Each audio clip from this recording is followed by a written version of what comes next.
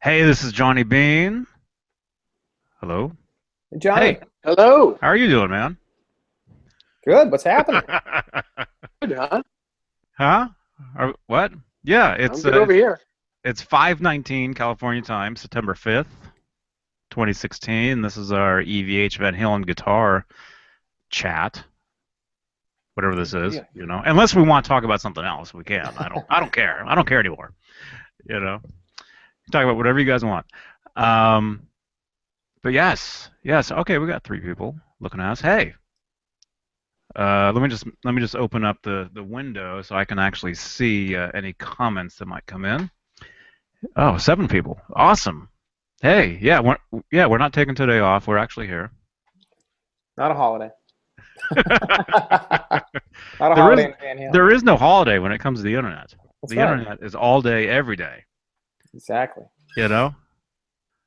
Wow. Get out. Wow. Six thumbs ups already. We haven't even done anything. Dang. I guess Monday's a good day to do this. Yeah. Maybe we'll just do Mondays from now on. Dang. Mondays and Fridays. That'll get a thumbs down. Yeah. Oh, well, okay. Hey, everybody. Hey, Manny. Hey, Nobody. Hey, Michael Smith. Hey, Sean Mahoney. Hey, Stefan. Step on. Great to see you guys. Yes. Awesome. Wow, people are jumping Yeah. right in, man. We got 15 people already. Dang. Nice. Dang. Anyway, good to see you guys. And Good to see you. Rob Johnson, David Nesdahl. And real quick, Rob, are you okay? Yeah, I'm good. I had a I got oh, you talking about a couple weeks ago? Yeah, I'm fine. I'm No, good. I'm talking about right now. Yeah, right now I was in the ER this morning. I got stung by a bee and about 5 days ago, and then my face got all infected. And Oh, I got stung right here, and then it started like going up into my tear ducts. And I woke up this morning, and my whole eye was like shutting. So I had to go to the ER this morning because I thought Cut it me, would just Mickey. go Cut me. away. Yeah, cut me, Mick, cut me. And I I actually saw your wanted him photo. to. I wanted him to drain it, and they ended up giving me some antibiotics. But the doctor said it's definitely good that I came in because if I didn't, it would have continued to go up, and the infection would have continued. My eye was already starting to close, so I've already been on the Oh, antibiotics, and it's better already. But the only problem is I got this massive headache from from the antibiotic. pressure. Yeah. Yeah, and also the pressure.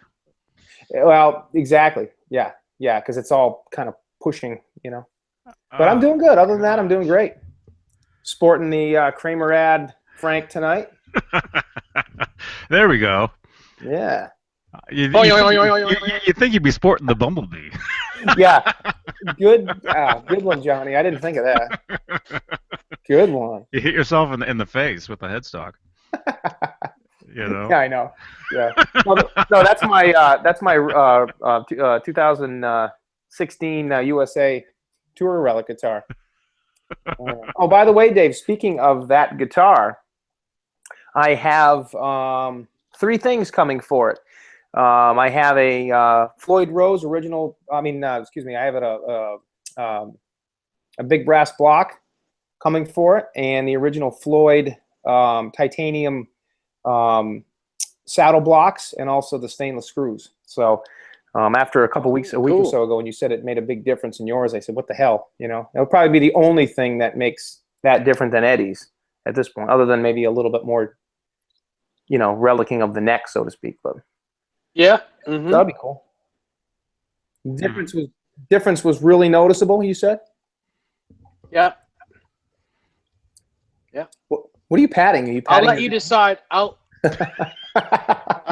Petting. No, I have Sammy. I have Sammy I over know. here. I know you were petting one of your cats. I was like, what are you patting your guitar? He's petting the guitar. Yeah. That's funny. Um, as far as wanting to know the difference, the next time you come, I won't do that work to the natural one. You can hear the difference in the both of them, and you'll be able to tell. Mm-hmm. Cool. Because you may or may not tell the difference because you don't have another American one to go against. But I have one. Yeah. You'll hear it eventually. Yep. You'll hear the difference. You may just hear the difference right off the bat. Once you do it, you'll be like, oh wow, that does sound different. Yeah, I can't wait to check it out. But, That'll be cool. When you do come, you can do an AB or an ABC if you bring yours. Yeah, I'm definitely bringing mine because I want you to check it out. I want you to check it out. Yeah, I'd love to see it. And the only other, actually, speaking of that, I'm also going to put a brass block in my Mexican. Well, it's not even really fully Mexican. My special, my Mexican body, archtop body with the ebony neck. I already have the titanium blocks and the stainless screws in that one, but I think that one would probably benefit even more from having a big block in it as well. You know. So that'll be good because that'll mean the Ernie ball, the PV, and both of the EVHs will have the at least the big blocks. You know. Mm-hmm. Yes, sir. Cool. Nice. Cool. Hey everybody. Okay, I'm looking at the chat box. I guess we use the chat box now. Nobody says you see the crazy Frankenstein replica prices. They're up to 25,000. Oh, they always Are they? are. Well, that's what they started at, wasn't it? Yeah, it's still that way, because you can't get them anymore, so they're still going to be that way. Huh. If you can get one for under $15,000, I suggest getting it. Yeah, no kidding. I think you can. What was the one at Danville Music? Guitar Center? Oh, I don't No, know. there's one close to me. Remember? I was there. I saw it, but I couldn't play it. Next time I go up there, I'll try to play it. He wanted 15. I think he wanted $15,000. Hmm. Or 15.5, maybe 15.5. Mm-hmm. I don't know. Is that what it was, Dave? 15.5? I think so. Let's see. I know the one here at Guitar Center in Long Island, Carl Place. I know that one is $12,000, but there's no provenance. There's no COA. Yeah. I've always wondered what happens if you take the gaffer's tape off for the picks. Is that even sticky at all on any of those guitars? Not after a while. Well, I mean, after a while it is. If you see on my guitars, I don't ever use the picks that are on the tape. I just leave them there, and I always use other picks. But if you're taking the picks on and off, I'm sure you do have to replace the tape eventually. Mm-hmm. You know. Yeah, because when I do that on my guitars, I actually use them. I actually look at photos of my guitars, and the tape is always in different positions because it's always different. I'm always doing different things. But I've always wondered about those Frankenstein replica ones, if that tape was actually even sticky at all. Yeah, it is. It is. It's probably not. It probably dries sticky. out. Probably dries out, huh? No. Yeah. It's not sticky at all, actually. Yeah, because there's the. But you can always put your own on it. Yeah. See, I've used duct tape in the past, and then I've also used gaffer's tape. I think he's used both in the past. You know. Mm-hmm. Mm-hmm. Actually, if you think of what the interesting thing is, I have my headphones on, so I'm not going to take them out to go grab my Music Man. But on the Ernie Ball Music Man, it was kind of interesting because he had the tape on that. If you think back, on the bottom here, he had a strip of tape with picks, like here, and then he also had it, I believe, on the top on the Music Man. He had him like that, and I think the PVs he did that too, didn't he, Dave? Yes. Yeah. Yep. Live. And the reason why he did that is because he didn't want to, he wanted the top of the guitar to look nice, Yeah. He didn't want to, ruin the top. Not that it would ruin it, but he didn't want to get tape marks like, Mm-hmm. Yeah. Well, he did that eventually, though. Eventually, on his Cherry, on his PV, he did have the picks on the front. On the very front of the guitar. Yeah. Eventually, when he played the what was the show? The Sacramento show on 95, I think, the red one, right? That's the one where he actually had the PV Wolfgang underneath the bridge with a black letters. No, I'm talking about just 10 years ago. Oh, okay. Just 10 years ago, there's photos of him with the Cherry PV Wolfgang, and he's got a bunch of picks taped to the front of it. Okay. Oh, But what was I gonna say? I don't know. I have no idea. But if you go all the way back when he first started doing the picks on the guitar thing, when he originally did it, it was on the Bumblebee, and it looked like the tape he was using was like electrical tape. Yeah. It was black On the Bumblebee? Yeah. on the Yep. Bumblebee. I have a Yeah, couple that photos of was the that. first time he started doing that on that guitar. And then after that, of course, it was on the Frankenstein, and then uh, whatever else. But everything else. Yeah. you know, um, but he hasn't done that lately. He hasn't done that on the last couple tours, at least on the main guitar. On some of those giveaway auction off All of guitars, them. some of those come with. Some That's of those right. have actually come with picks, and you actually saw one, Dave. We Yes. actually have a video of you with that guitar that has some picks on it. Yeah, And, it has like 4 or 5 2012 picks on it. Yep. mm-hmm, mm-hmm. Yep. Yeah. Okay, we have a bunch of wow, we have a bunch of questions here. Hey, Dave, what I was going to, before Johnny gets into the questions, I was just going to tell you sometime, maybe tonight if we get to it, I know you had the snake bites put in the back of your PV Wolfgang, that, you know, you had your Floyd. When we say snake bites, what we're talking about is the, yeah, He's snake got the bites. snake bites. You got the bee sting. Yeah, Dave's got the snake bites and I got the bee sting. I'm going to get my Bumblebee guitar and hold that. I just need to get another tick bite, and then Ugh. I can join the club. Yeah, I've then had you two need where I blind live. disease. I found 2 ticks on me, the same place, 2 different times, like months apart, right? Yeah. And That's crazy. I'm glad I don't have Lyme disease yet, you know. The Oh, Not yet. the Dave had his, I mean, we all know, but Dave had the PV Wolfgang, which was the only signature guitar that was of Ed's that this was done to for whatever reason. But they were top mounted nuts, not rear mounted nuts with what they call them snake bites, the two, you know, Allen screws in the back. So Dave did basically what Ed did with his main PVs, which is he actually had, you know, Paul Unkert actually do the work. And I don't know. I don't know who did it. Did Paul say he did it for Ed? Because I don't know if Paul did it for Ed. I'm I just know that Paul talking does about it, so yours. that's I'm why. talking about yours. Yeah. And you know, had them mounted that way. So we got the new original German nuts, and now they're mounted the way Ed's was, which I believe, you know, and Dave is you know, agrees that it's actually a more secure fit on the neck with those nuts. And it's interesting. It's more stable. Yeah, it's more stable. So I was actually thinking of doing that on my purple one, and I'm actually going to eventually. That's one of my little projects I'll have done. And I'd love to bring, you know, I'd love to time it where I can come down and see you, Dave, too, and bring it down and we'll make a little visit. But the interesting thing is, if you go back to 1995, and the reason I say this is because I have pictures of front and back of Ed's PVs back then, the original red one that he used to play. They're in the Guitar Man magazine. Those Japanese magazines are great because folks always take awesome pictures of front and back of the axes.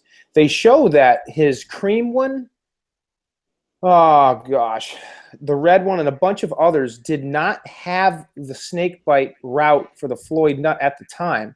So what we were talking about this a couple weeks ago, Dave. What we believe is that, you know, somewhere in the middle of, or not in the middle, but towards the, you know, the first quarter of Ed's relationship with PV, probably somewhere around the 96, 97 era, maybe even 98, Ed started doing that with his Wolfgangs, because like you said, his purple one, when you saw it, had that, correct? Yeah. And that's what boggled my mind. The whole, you know, well, that's one of the reasons why his guitar resonates much better than the rest of them. Agreed. It's got to be one of the reasons. And you know, I had that discussion with him back then, and you know, he thought that his guitar was the same as everyone else's. Yeah. I said, no, your guitar is your. I said I didn't know about the rest of them because I only got to play the one, but I said this guitar is not the same as the rest of them. Believe me. Yeah. And And, and then he played my white one that he autographed at the time. He was like, "Yeah, you're right. I don't under." He was pretty upset about it. Yeah. Yeah, it's amazing how that PV was the only company that didn't do that. Well, yeah, yeah. I just think that it was for speed of Yeah. production. Yeah. That's really why. Speed of production, possibly maybe an oversight on who knows. It's hard to say. But yeah, I think you're right because it's so much easier to mount them from the top in the factory than it is, to do the route. But Yeah. and nothing against the PV Wolfgangs. I mean, I love the PVs. They're great guitars. I love my purple one, but I think I'm definitely going to have that done. It's funny because I actually watched Paul do the work, and literally, if PV had the same jig that Paul put the necks in, that Paul has that jig that they used at Kramer back in the early '80s. Yep. It literally took him 10 minutes to do the whole thing, the whole process on each guitar. Just the holes and mounting the nut, and then the strings, restringing the guitar and the setup. It was like 45 minutes each guitar, which is unheard of. That's so quick. It was literally put it in the press, put it on the drill press, go, and then put this other drill bit that has it's got two different drills on it. It's got the same. It's like a countersink drill. Yeah, countersink to get the larger hole in the back, and all he did was and it was done. Hey Dave, speaking of that, the only reason I don't mean to change the subject. The only reason I'm saying it is I was on VH Links today, and you said countersink. That thread on the gentleman who mounted his kill switch on his Wolfgang on his Stealth is back up. It was refreshed again. Somebody responded to it, and if you get a second to go through that, it should be up there right now. If you get a second tonight or tomorrow, before it disappears again, or you have to search for it. It's labeled. It's in Guitar Room, and it's labeled something like kill switch install process, and it's really good. I forget who it was off the top of my head, but this guy did an amazing job, doing the routes and the cuts, and it came out good. And the funny thing is, it's really not a hard process. I mean, I know. But you just need the right tool. You just need the right tools. Is what you need. Yep. I mean, Hubbard did good. Yep. Yeah, but I mean, the back plate on yours is not countersunk. Right. Exactly. It's just like yours. Right. Exactly. Yeah. Oh no, I know the back plate's a little bit more involved, and like you said, you need the right hardware. But as far as drilling the hole, to get the right fit on the top of the body, I mean, of course, it's not hard. It's not a hard process, but having having the balls to actually do that, drill through your But then again, have the balls to do what I just did to my USA. And have Hubbard, make mincemeat out of it. Mm-hmm. Yeah.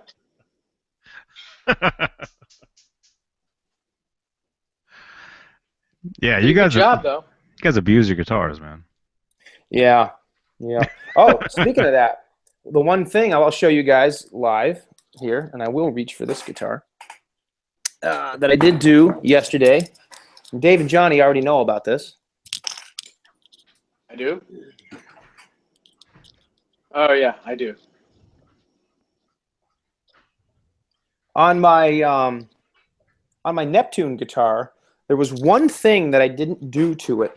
Well, there's actually one other thing, but I got to put a skunk stripe on the back of this neck, and I do have a process to do that.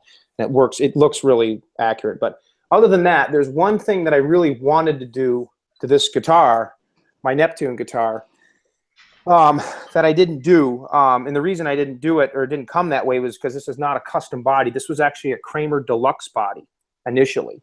And then I transformed it into my first Kramer Ad Frankie back about 4 or 5 years ago. But it wasn't accurate because the horns were too thin. They weren't fat like the Walker style bodies. So I ended up taking that guitar and turning it into the Neptune, and then built the Ad Frankie by having Chris Locke make me a custom body, and then Got a Music Craft neck, and I love my ad guitar now. But the one thing, because this was an original Kramer body, it didn't have is the route for the bridge was not accurate. It was too nice. It was too, factory humbucker shaped, and it didn't have that big notch cut out. And some of you folks watching this may not know this. I know Johnny and Dave do, and Chris Hubbard, because we built them. But if you really look close at the pickup route for this guitar, and I tried to make it as accurate as I could, you have to really saw into a section right here where this white stripe comes down, and it really looks horrible. And then I did a little bit of work up here, so I'll just show you guys the route. And if you can see, it's right there. Yeah. So I took my Dremel tool and I hogged it out and tried to make it a little bit more accurate. And then, like I said, up here, I did a little bit of work up here. And I think it came out pretty cool. I mean, it looks more accurate. Then I had to do some painting in there. But the only thing that I would like to do, and Dave mentioned this, is I need to figure out a way to get, I'll give you the floor here, Dave, to get the Seymour Duncan logo off this pickup. You got any ideas? Well, yeah, there's a few things you can do, but you want to try to kind of keep the shininess of that bobbin. Right, right. I mean, you can take a piece of quadruple O steel wool, and it'll come right off. Steel wool will come right off, but it'll just get dull looking. Yeah. But what I did with mine was.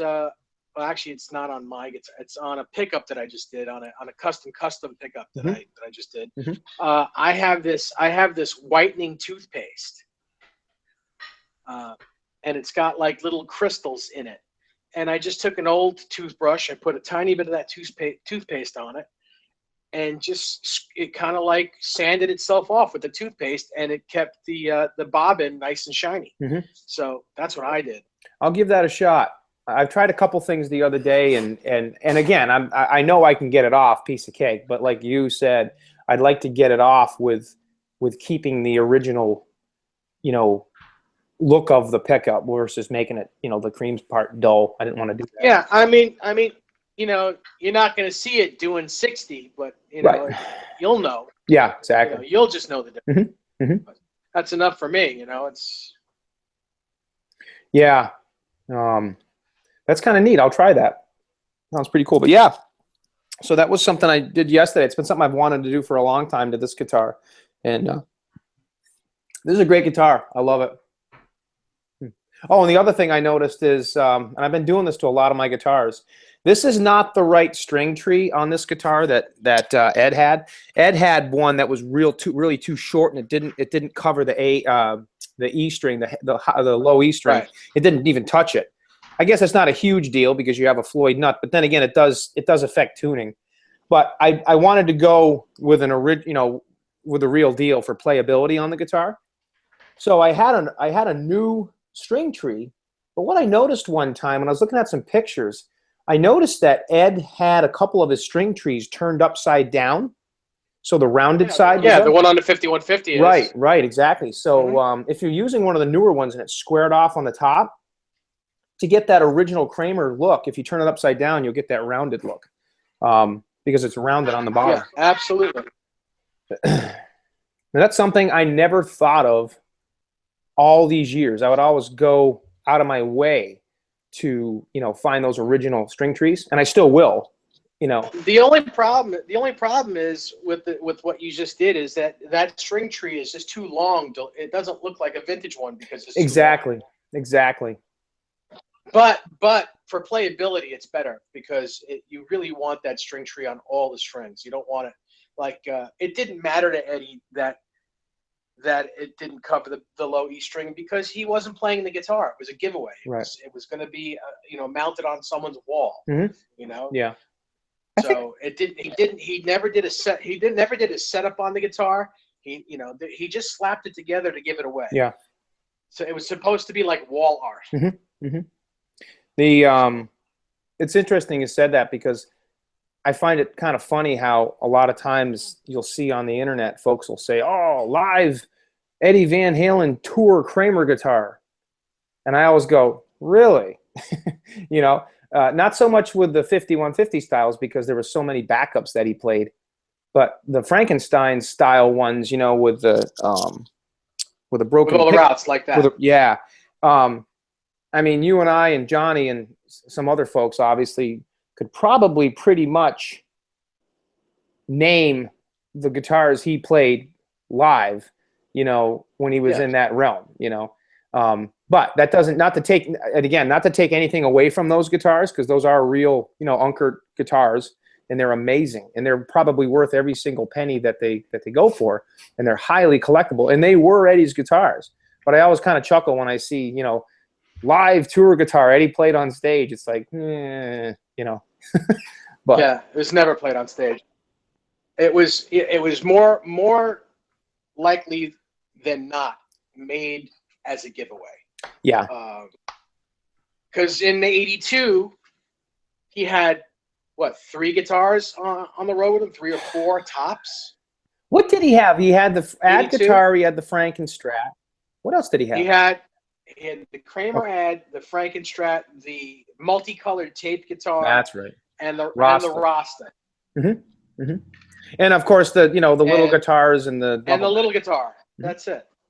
Yeah. That's it. Yeah. You know what? He may have also had that wooden guitar with the rosewood fretboard. That was right. But that was strictly a warm-up guitar for right. You know, the dressing room. Yeah. It's kind of interesting. Speaking of the Rasta guitar, every once in a while, I have some pictures of Eddie with the Rasta from playing live. I don't have any video of Eddie playing it live, but I have some pictures, as I'm sure you guys do. But every once in a while, a new Rasta pick comes to surface, and it's always pretty cool seeing that guitar get played. Mm-hmm. You know, that's an awesome one. Mm-hmm. I'd like to see him play the. Go ahead. What about? I showed you guys this picture before. What about this guitar? Oh yeah, I forgot about that. What is that? I don't know. I still don't know what guitar that is. What is that? I've never seen it. I've never seen it. Oh boy, yeah, I've seen that picture before, and it threw me for a massive loop. You know. I mean, it looks. I don't even know what that is. That's the first time I've seen that. It looks to be like some sort of. I'll do like a close up here. It's some sort of like. I don't know. Some sort of flying V. Look how blurry I am. Oh my gosh.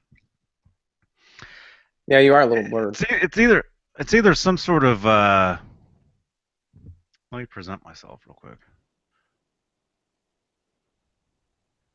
Real quickly.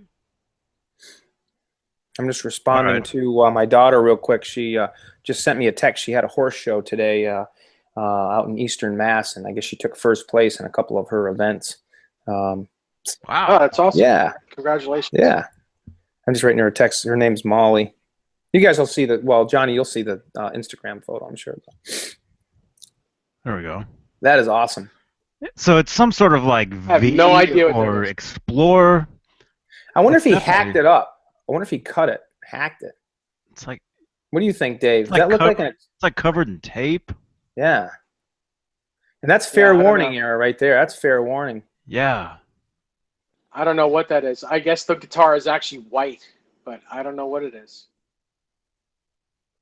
I've ever seen that photo, so I don't know what it is. No, you've seen it. No, I haven't. I'm telling you, I haven't. No, I've showed it. I showed it another time on here, and you were like. No, I don't think it was me. It was a different Dave Nesdall. You know how there's several. I don't think that was me. I'm so blurry. Oh my goodness. Okay. Let me unblurry. Oh, wait. Okay. I unpresented. Now let me just unblurry.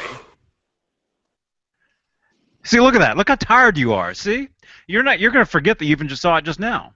So what? I'm gonna show it again in like a couple months, and you're gonna be like, I've never seen that before. You know, I'd be less tired if you didn't keep me up till 4 a.m. every night. Oh, that sounds horrible. Well, it's not 4 a.m. in California. It's only it's only. Yeah, it's only 1. It's only 1 a.m. So. And just saying that I keep you awake. That's. Yeah, I was like, what was it the other night? It was like you guys were texting, and that's fine. You guys can always text me anytime. because even if I have to, I just put my phone on silent if I have to, not for whatever reason, if I'm in a meeting at work or whatever. But it was like, oh gosh, it was like 1:30 or 1:45, and In the I morning? hear yeah, and I hear Nesdal's robot go off, or no, it was Johnny's first, because Johnny's text notification to me is a small snippet of "Ain't Talking About Love," and then All right. yeah, it's the part where Eddie does the whammy bar on the intro there, like that, just that real quick part, and then Dave's is the robot. So I'll hear "Ain't Talking About Love," and I'm like, huh? And then I hear I'm like, oh, you guys are hitting it late tonight. And I was so tired I couldn't even. I mean, I was half asleep. I was so tired I couldn't even roll over to read what was written. Yeah. Hey. Yeah, Oh, that's the look at noise that. right there. Speak of the devil. Oh, you're blurry. Oh no, you're not blurry anymore. You were blurry for a second there. Okay. All right. So we got a bunch of people here. Hey, Vinny. Yo, Mark Hey. Hazansky. Hey, man.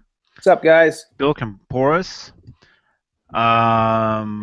Joe Wentz. Hey, man. Killerchum 12. There's a solid blue EVH Music Man on Reverb right now. He's never seen a solid blue. Solid blue? He says It's solid. got to be an EXP.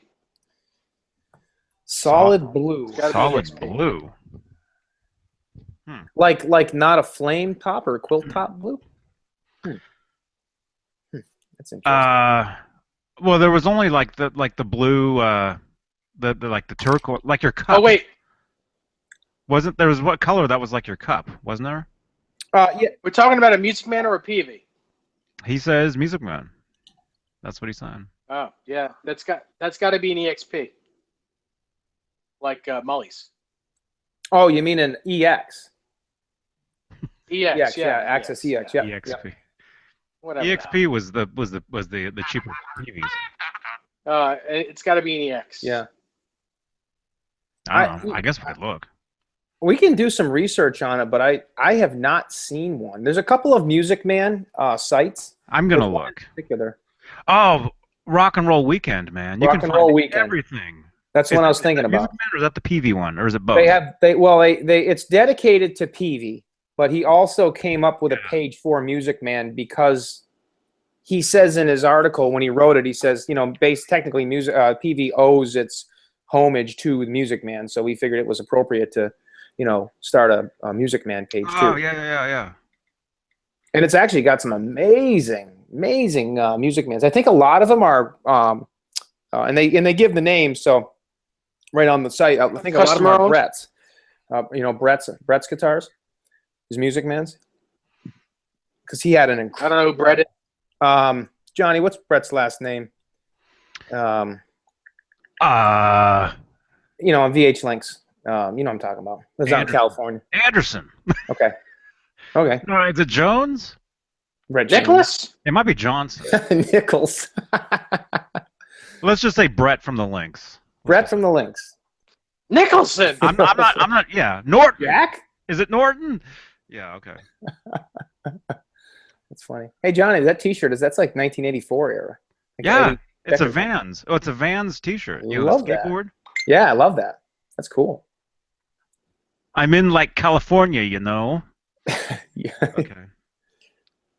Okay. Oh, just real quick. I called Broadbent the other day, Eric Broadbent. I gave him a call on the phone. We were chatting for a little while. So how many numbers did you have to type? Is a Canadian number like 20 numbers? Yeah, I've learned not to call him from my cell phone because if I call him from my cell phone, my bill jumps up like $8. So I call him from work instead. That way I don't have to pay for it. No, I'm kidding. Eric and I text all the time, like I'm sure you guys do too. But I called him, and as soon as he picked up, he didn't know who it was because it was coming from a work number. And as soon as he picked up, I started doing the hello, amp in your pocket, and be rocking and show off your mustache, and have a really powerful ampage. He starts to laugh right off the bat. So funny.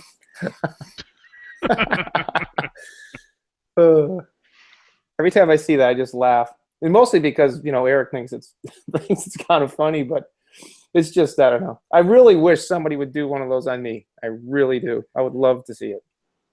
So have at it, anybody out there. I had one. They sent it to me. I saw mine. Did you really? Mine was me talking about sticking guitar picks to your guitar. Is what mine Oh, was really? about. Really? Yeah, I probably still have it. I guess. I mean, I still haven't seen the one. I still haven't seen the one he did for me. I've never seen either one of yours. I'd love to see him. That'd be funny. Apparently, mine was not nice. Well, Dave, you're from New Okay. York. Let me. Dave, you're from New York, so you're not nice anyways. Okay, I'm looking at Reverb. I can't see what they were talking about. If you have a link, who said that? Killer Chimp. If you want, send me a link to that Reverb link. Just send it message it to me on Facebook. And then yeah, you want to see what mine was of what you're talking about? Let me see if I even have it. Yeah. I don't know if I can even find it though. It'd be majorly like buried. And anyway, thank you everybody for watching this stuff. Yeah. I know we'll get to your guys. comments. I know there's a lot of comments. Bill Camporis says we should call Rob John Boy. That's cool. Good night, John Boy. It's because of that big thing that's on his face. Yeah, no kidding. That's gross. Drives me nuts. I hate it. Ugh. You hate it. It's all right. I do. It's talking to me though. I have a pretty face, I'm a good-looking dude. I can't. Okay, here's I mine. knew that was coming. Thanks, Dave. Okay, here's mine. I'll play mine. Okay. I'll Do play you have a with video? mine. Do you have a video too? Do you have a Yeah, video? yeah. I'll play it for you guys. Okay. Okay. I want to see it. This is the one that was sent to me. If you guys don't know what we're talking about, somebody cartooned all of us and sent us all these little cartoon videos of us, right? And here's what mine was. Let me just. I can't wait to check it out. Yeah. If you want to make another one, go ahead. Do one of me. I'd love to see one. Whoever's out there, I think I know who did it. Well, the problem is if I play it, it's gonna say who it is. But Oh, what? let me try to open it. Oh, this is so weird. Oh, here we go.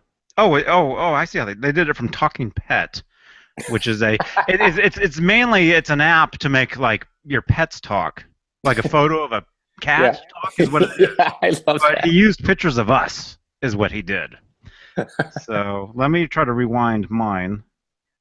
How do I rewind it? Rewind. Is there actually such thing anymore? Okay, here we go. Maybe this. Wait, hang on. Okay. Killing me. Okay. All right. Here we go. Hang on. Let me redo it. Yeah, because it's a small. Okay, here we go. Okay, so this is me. I did not do this. Somebody else did this. But it's me apparently. I don't know if you can. It's kind of a creepy thing, yeah. Check it out. You should be able to hear this. I like it already. Hey, it's Johnny Beane here. Just checking in from Guitar Center. We got about 7 minutes left before they close, and we just wanted to introduce to the fans who are watching right now on the Google Plus the micro stack, the 1-watt EVH 5153. It's a great little amp. I think that all of you guys would enjoy it, especially my friend David Nesdale. What do you got to say, Dave? Hello? Oh, God, he's cutting out. Anyway, I just got to make it really, really quick here. If you want to learn how to stick your guitar picks like Eddie does to your guitar, you can hit me up on that thing because it's called duct tape. And if you want to put it on your Christmas tree, we can stick those picks to your Christmas tree or your car or your cat, even if your kitty cat's up to that. Anyway, I think that this is a great opportunity for us to connect, and I really appreciate your comments below on the YouTubes. There you go. The only problem with that is there was no awesomes or cools in there. So Oh yeah, you better make another one. yeah, you gotta make another That just says cool. Howie! Yeah. What's going Oh, hey on? Howie. When that says hey Howie, cool. Yeah, there you go. Yeah, that when was that? That was sent to Somebody made those and they sent them to all of us. That was in April. That was April 7th when I got mine. I got mine at 3:52 in the morning. Can you believe that? Wow. That's funny. Unpresent. There we go. Yeah. Yeah, so I know a lot of you may have seen Broadbents because he actually put his up on his YouTube or whatever, but yeah, cool. I've never had the pleasure to see mine. You've never seen yours? No, I told you. Never saw it. Oh, you're talking about that. Oh, okay. Oh man. Okay. What? Ahoy, Adam says. Yo. Ahoy. Sully Dude 24 says, "Don't pet the sweaty things." So he's talking about when Nesdal was petting the cat. Either that, or he's talking about man. when I got stung by the bee. Yeah. Nice. Okay, so I'm gonna read a bunch of your comments now.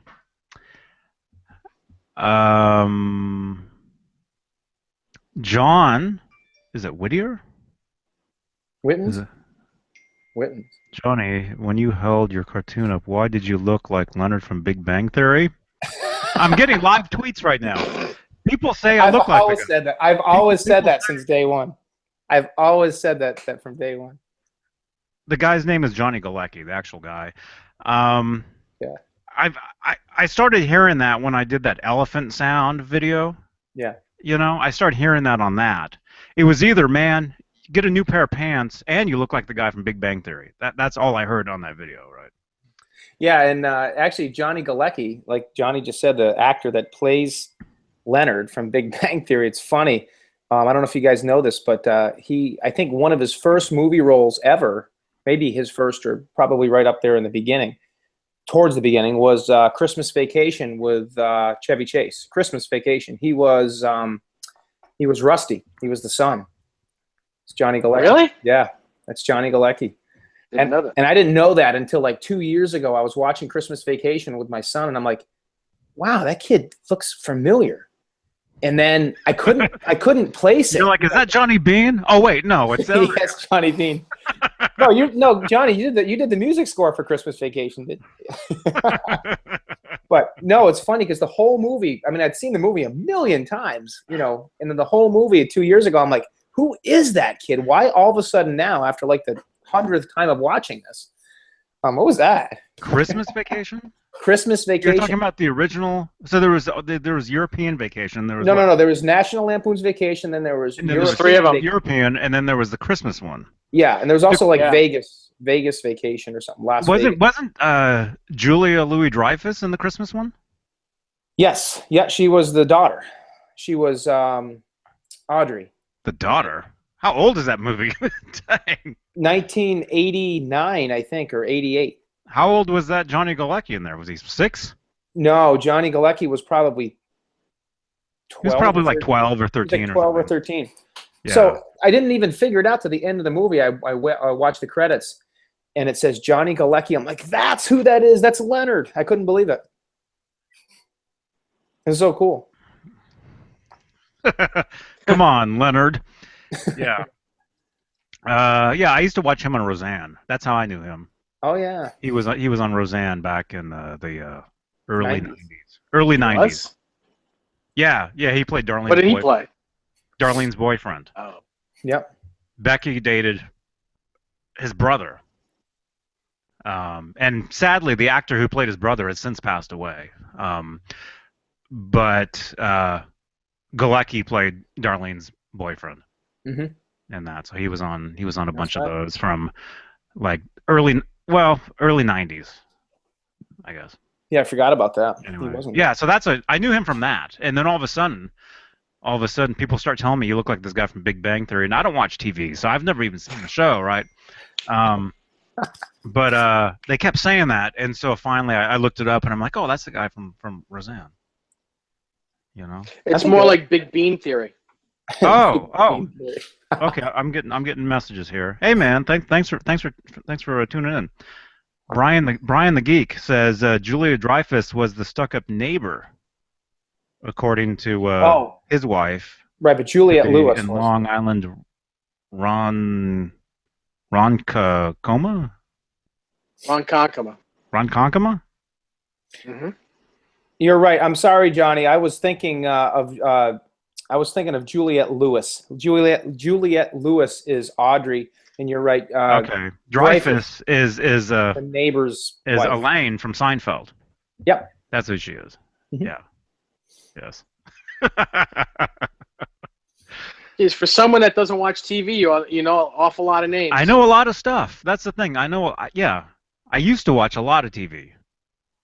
You know, if I wasn't sitting here with you guys right now, back in the day, I'd be sitting right there watching TV. You know, yeah, I stopped. I stopped watching television because it was. If you had a show that well, I don't know. I mean, people watch all their own. Huh? Also, does that mean Rob is? Oh, so if I'm that guy from Big Bang Theory, that means Rob is Sheldon and Dave is Howard. Howard. Why? Because I'm Jewish. I've never seen the show. I don't know who any of them are, but I Oh, guess. okay. I don't have a Beatles haircut. I'm not 4'3", and I don't wear women's Are you jeans. sure? You sure? Oh, my head's killing me from the headache because I'm laughing so hard. I don't act much like Sheldon, but I do have some Superman and Batman T-shirts I could wear.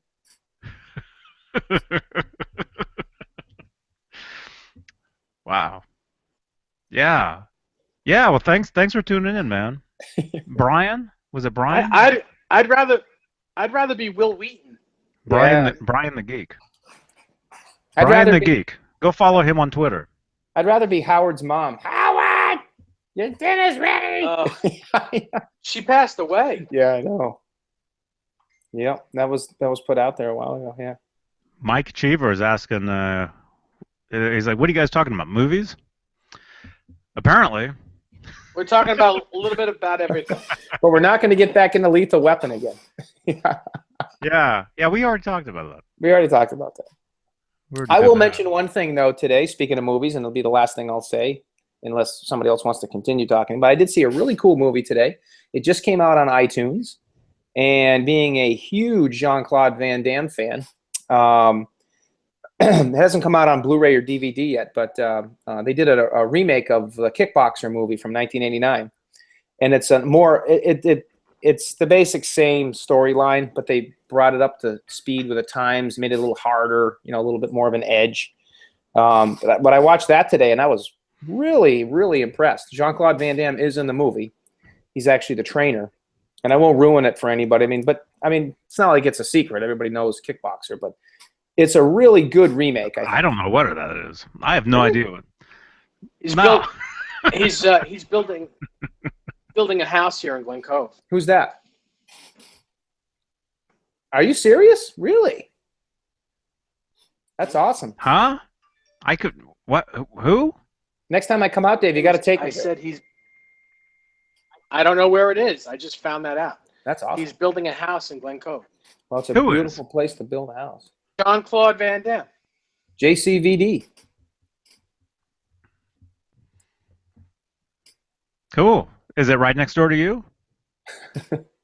I don't know. If I have it no is, idea where it is. you'll never get rid of Rob again. Dave, I'll be staying out there, like He'll be stalking his he'll be house. camped outside.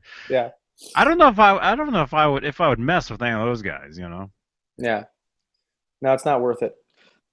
I mean, Why? With the way that Rob does a roundhouse kick, I wouldn't worry about it. Yeah, but yeah, you wonder about those guys though. Those guys who, because actually I met Jackie Chan one time. Yeah, He did a book signing. This was 99,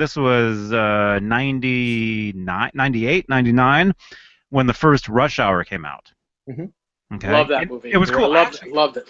I'm thinking I actually saw that movie right after I met him, like that same day. I think I went and met him, got a book signed by him, and then went to the movie. I'm thinking that's what it was. So maybe. it's kinda, Yeah, it was probably kind of weird. But I remember I saw him arrive. He arrived. This was in where was this even? Was it San Francisco? And that, but I forget where this must have been either San Francisco or I don't think it was Emeryville. I saw the movie in Emeryville, California. If you guys know Emeryville, there used to be a movie theater. Maybe it's still there. mhm. Uh-oh. Uh-oh. Yeah, we got a fire going on. I'll be right back. Hang on. It's California. Talk about something else. All right. What do you say, Dave? I don't know. I just turned into an idiot. I have no idea. I got something to say for you guys out there that are watching. I don't think I've talked about All this right. before. Maybe I did. Did I talk about this magazine that I picked up? I picked up the Total Guitar Eddie Mag. I finally got it. I think you basically just said it's a good read. Yeah, it's a really cool read. I had to order it online because none of the Barnes and Nobles in my area actually had it, which I thought was very strange. But it's a very good read. Very good read. Kind of a cool lesson. Had some cool stuff in it. Yeah. Some cool pics. Nice pictures. Edward looks That's good. cool. He looks really good, you know. Yeah. I don't know. I'm kind of that. When was that? When were those photos taken? What's that?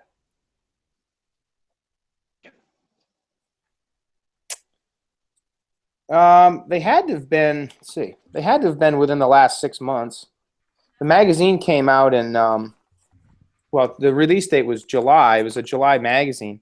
But if you see the photos, here's a cool one with Ed with with the relic guitar and the lunchbox and the 1x12, and then other than a couple old Fair Warning pics, they're all pretty much, look recent. They got some pictures of the Stripe stuff. Yeah, those are all Kevin's photos. Yeah.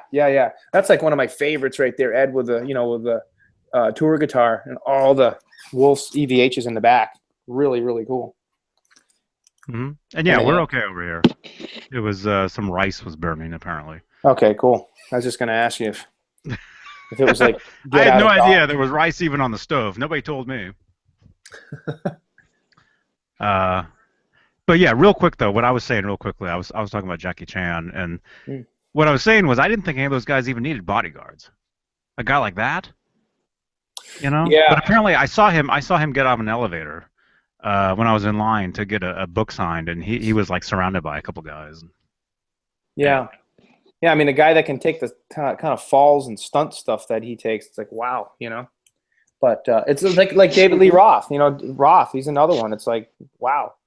I mean, he had bodyguards, and it's like he was pretty rugged in his day, Yeah, but his bodyguards are midgets.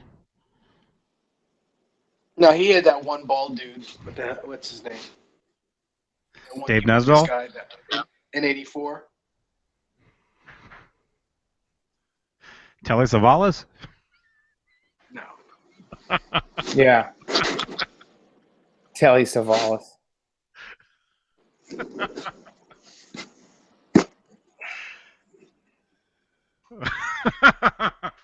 Yeah. John, is it Whittier? Says, tell Dave, what was that?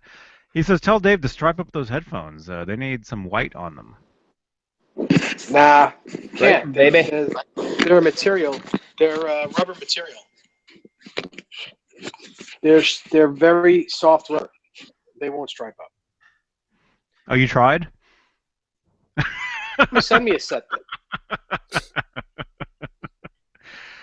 Brian the Geek says, Johnny, my wife Kathy is listening to this in Long Island, and she loves how you say Ron Concoma. Ron Concoma. Ron Concoma. She's crying with laughter. The wife has work tomorrow, so could you please say Ron Concoma, Johnny? She loves how you say it. Well, I think I'm saying it right now. Did I say it wrong before?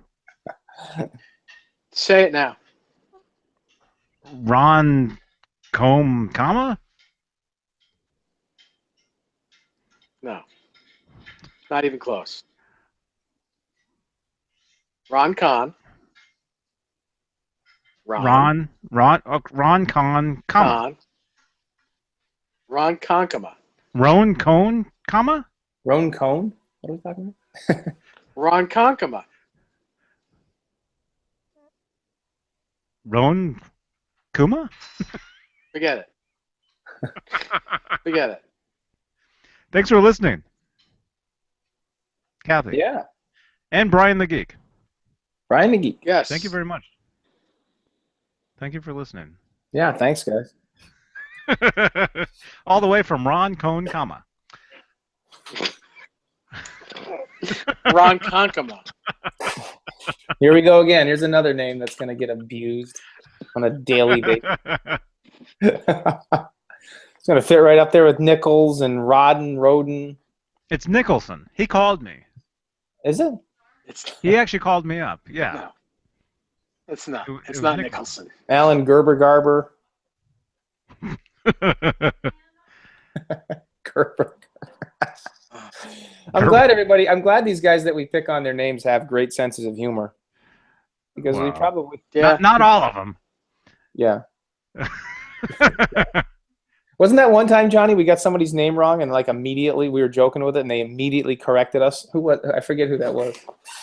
They sent a message and they're like That was Dave Nesdole. yeah, Dave. Yeah, see, you guys out there, I mean, we pick on ourselves too. So don't feel left out. Is that what that is on your face? Yeah. Yeah, it's a gunshot wound. Stop picking at it. Oh. I've been doing everything in my power not to lately because the more I pick at it, the worse it's going to look. I would freak out. Ugh. I mean, you were saying like you woke up and your eye was starting to close by itself. That's when I did freak out. I mean, To the me- last 3 days, it was kind of manageable. It was getting worse, but I'm like, okay, maybe it'll just, eventually go away. And then I woke up this morning and not only was it like moving up, like, pushing my eye closed like that, it was getting black. So it was obviously infected this morning. Oh, So, and I actually timed it right because when I got to the ER this morning at 10 o'clock this morning, there was nobody there. So I walked in and I was in and out within 45 minutes because it's Labor Day, so I can't go to the doctors. Excuse me. And so I had to go to the ER. no, Labor Day weekend in the morning. Nobody's hurt yet. Yeah, I know, exactly. But the funny thing was, it's the nighttime when the firecrackers go off. yeah, but when I walked out, there was like 20 people in the ER. And I'm just like, wow, I'm so happy that I got here earlier. I'd probably still be down there.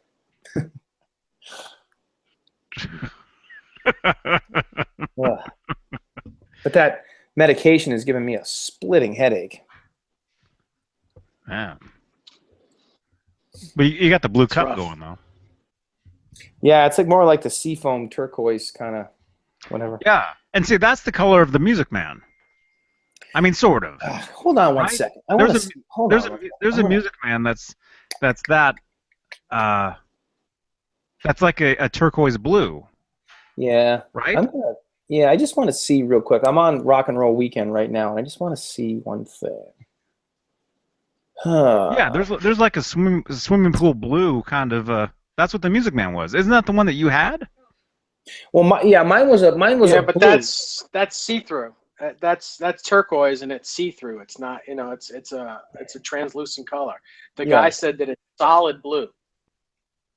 Right. Exactly. Oh. Mine was a trans blue quilt that had, over time lightened up a little bit. And when those trans blue quilts go, they basically where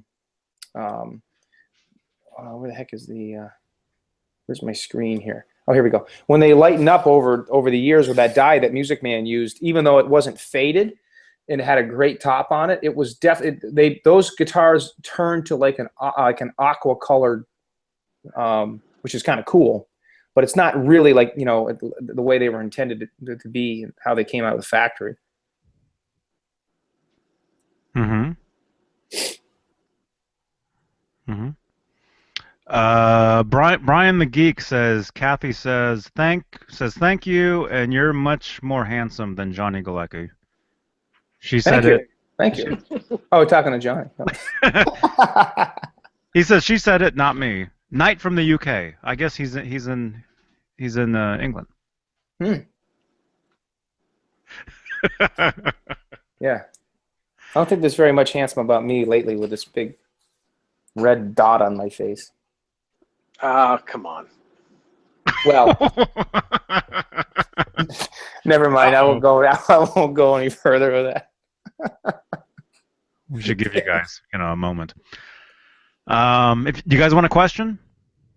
Sure. Is this a Go ahead. question? I think this is a question. Killer Chimp 12 says, Did he have a Floyd Rose prototype on his Bumblebee guitar on the 1979 tour? Doesn't look like a Fender tremolo, he says. Yeah, it's a Floyd Rose. Yes, Yeah, no fine tuners. absolutely. And actually, there's a thread on VH Links on that topic with some really cool pictures. And was that Killer Chimp asked that? Yeah.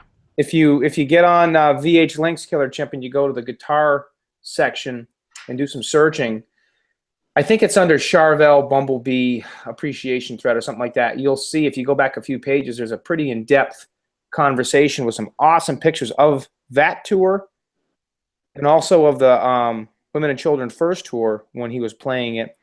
And that particular prototype Floyd Rose became incredibly rusted throughout the tour. Mm-hmm. And there was some, yeah, real quick, David Allen Wright, can you send me that link to my Facebook? He has the link to that guitar. Cool. The reverb guitar. Oh, nice. David yeah, Allen, if you can send me that to my Facebook as a message, I can see it. I guess I can show it. That'd be cool. Yeah. Stand by, guys. I'll be right back. I'm just going to get something to drink, a little bit more water. Right back.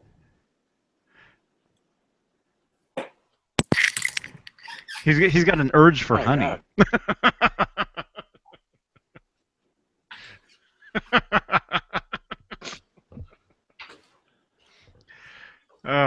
He's buzzing around. He's like, hang on, guys. I'll buzz right back.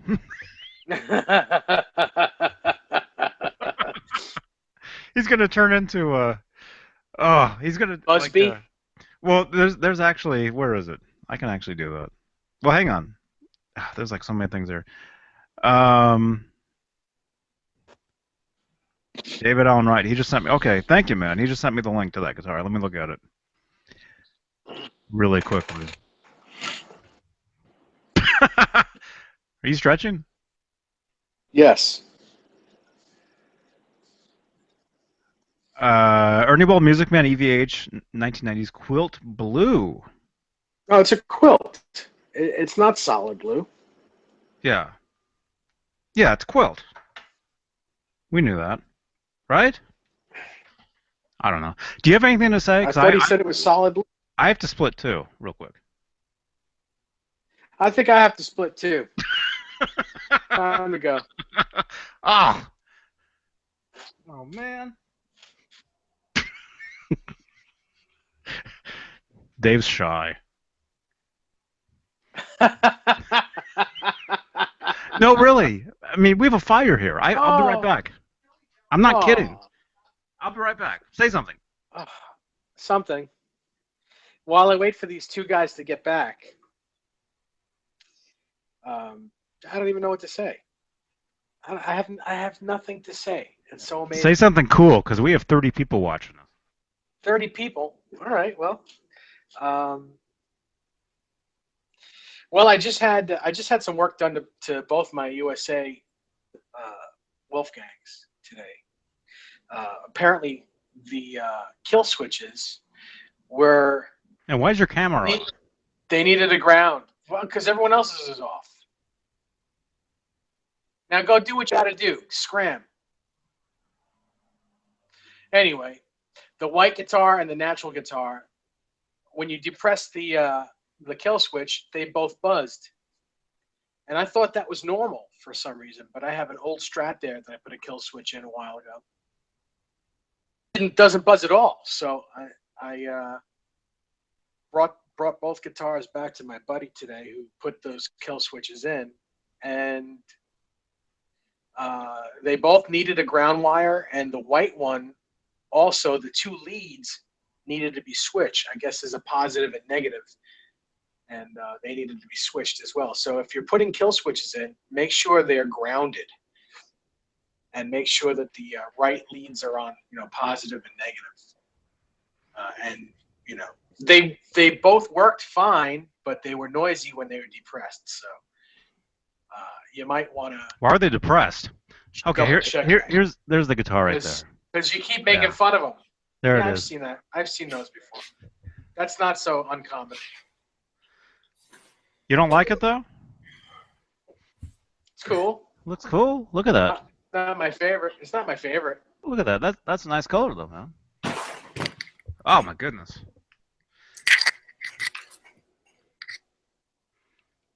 All right, I'm back. Johnny, can you show that one more time? I just caught a tail end of it when I sat down. I had to go get a glass of water.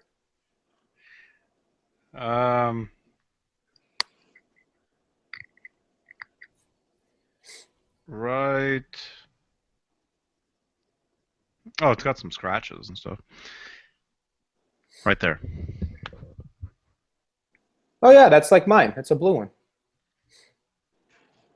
Blue Transquil. You still have that one, or you got rid of it, didn't you? Yeah, I own two of them, and I sold my first one. Hey, what's going on there, Sammy? That's Sammy, right? Yeah, that's the first time ever he let me pick him up because he hates being picked up. My cat is macked out on the bed right next to me. Yeah, that I had two of them, Johnny. I bought one back in 2010, and it was a wonderful guitar, and I sold it maybe 4 years ago. And then I bought the blue one that I just recently sold again.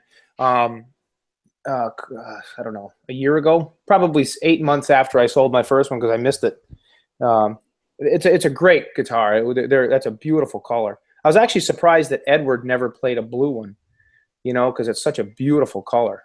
I love the purple and I love the amber and the red. Those are wonderful colors on the Music Mans, but the blue is very stunning, I always thought. And the green and the pink and the orange and I love them all. The polka dot. Where's he going? I love every one of them. I loved every one of them, and I loved them for her all nicely perfect.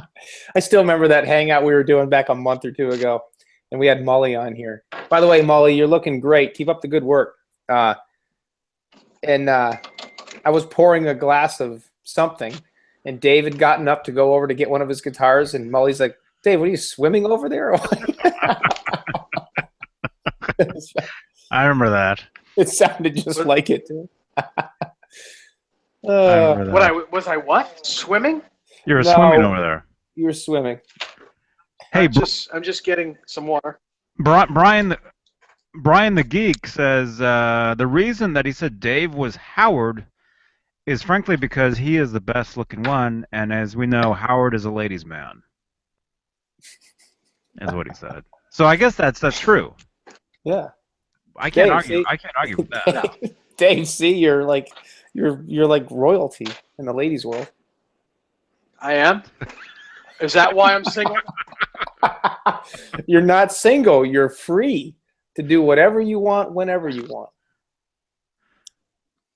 Basically, like me.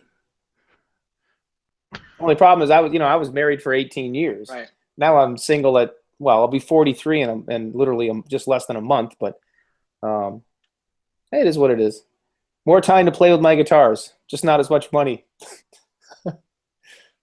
Okay, here's another one.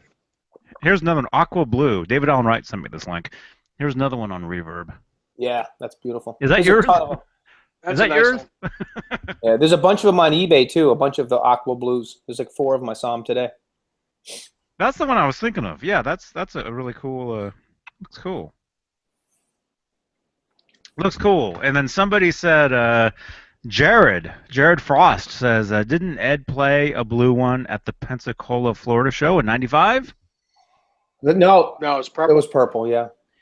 And the secret gig in the Luxor Club that they did, and there's video on that Pro Shot secret gig they did for opening a balance.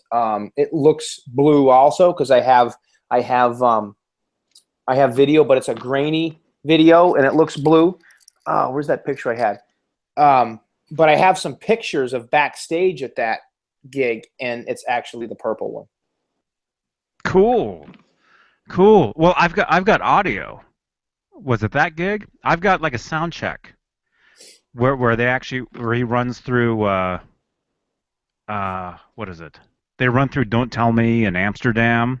Yeah. Yeah. And he actually plays for a split second. He plays the riff to "Dirty Movies" Really? in Drop D. Yeah, Mhm. yeah. What was this? Where was this, Johnny? Again? It was one of those shows. Secret gig. It was one of those gigs that they did over Yeah. in Amsterdam or In the sound check? a sound check, because in the very beginning of the tape, you could hear Edward talking to the sound guy, and he's saying, "Hey, this is my other guitar. Let me know if it sounds better. I'll use it for the whole show." So apparently he had two guitars. Yeah, and yeah. he's talking either between probably, I don't know if he even had his actual one over there or whatever, you know. But like the video you're talking about, he's playing is it purple? Yeah, it's a purple one, which is interesting because the Veronica, what's her name, the host of that show, interviewed Ed, and I played the audio back like a couple months ago during a hangout, and Ed's showing his Music Man guitars right before the show. He's showing his Amber Music Man and all of his amps and setup and everything, and You can hear him crunching. yeah, Dave's crunching. And he ended up switching and playing the purple one. So you're right, Johnny. That probably was, he did the interview, then he did the sound check and decided to switch over and play the purple one. I don't know if that was the same show. I'd have to. I don't know. Well, there was two gigs that they did in that. And they were promotional gigs, is what Right. they were. They were promotional gigs for the album, and they did them right when the album came out, which is Yeah. right around Eddie's birthday. Right. The first one was at the Luxor Club in Holland, and the second was Milan, Italy, I think. Oh, okay. Yeah. The funny thing is they had no keyboards there, no sequencer, and Hagar announced that they wouldn't be doing any keyboard songs for those gigs because they didn't have any there Yeah. with them. Yeah, and then he They follows played it all up the with guitar songs. then he follows it up with "Ain't that a bitch? Eddie's got to play guitar all night." That's what he said, actually. Yeah, yeah. Man, you guys know a lot. I didn't know that. Ooh, really? Tell Dave, try Tell me tape. That might work right. Mike says. Try tape for what? Dave, what are you eating? Anything tasty? Yes, almonds. Lots of protein. You want an almond? Sure. Dave, put it in my mouth.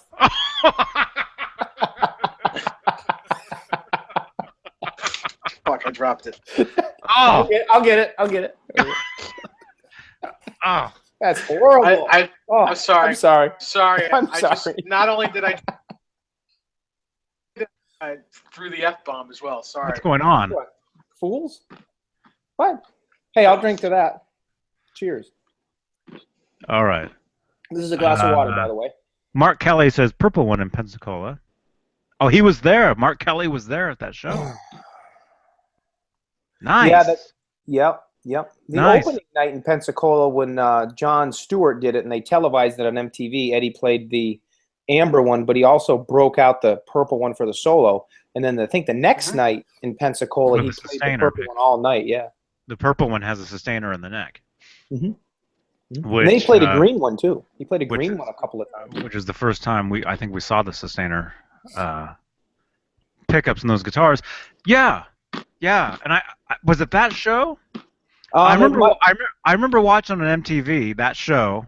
Yeah. Right when it was on, because it wasn't just Van Halen. It was like a concert series they were doing at the time. Right. There was a Green Day one. I remember we were watching those because Did the 10 spot? because we knew those guys. No, this is 10 spot. before that. This is years before that. Yeah. So there was different shows they would show. And so I remember watching the Van Halen one, and then some years later, I got a VHS copy of the entire thing. Yeah. Right, the one on MTV Oh, was cool. all cut up, edited, Yeah. whatever. It wasn't Yeah. the entire thing, and then I got like a raw version of it on a videotape at some Yep. point. I have the whole Of complete the whole show, deal. uncut. MTV The whole- version. Yeah. No, Yeah. no. That's what I'm talking about.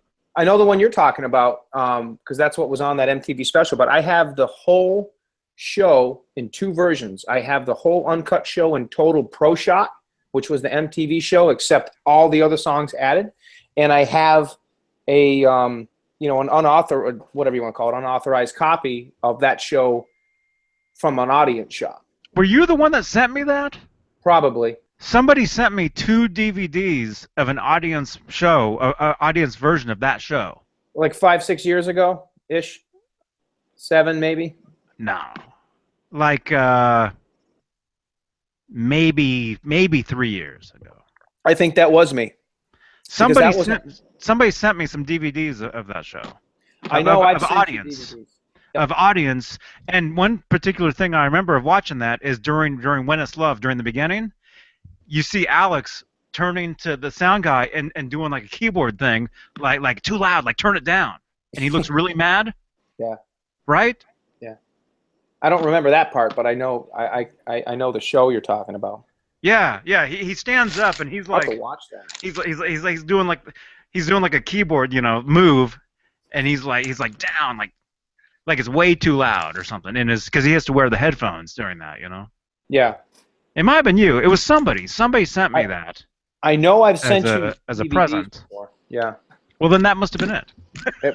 I mean, I'm sure you've had other people send you stuff like live recordings, but I know I've sent you DVDs in the past, and it wasn't too long ago, maybe 3-4 years ago. It wasn't that long ago, but it was. It was when I lived in San Ramon. It wasn't when I was here. So it was over. It was at least 2 years, maybe a little more. Maybe a little over 2 years ago, somewhere 2.5. Mm-hmm. I've got them somewhere. I don't know. I mean, since I move so much, stuff gets. I don't know where they are, but anyway, yeah. It's an audio. When you moving to? Huh? When you moving to the East Coast? I don't know. Probably never. I'm gonna move in with Jean Claude, man. Yeah. Actually, I think I'm moving in with Jean Claude. Sorry, Dave. You take second place now.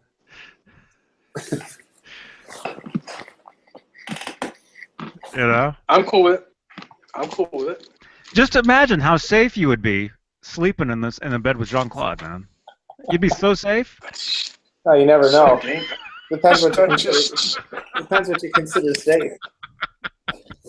Well, it's the same. It's no different than sleep. It's no different than being with Dave. I mean, just imagine being held by Jean Claude.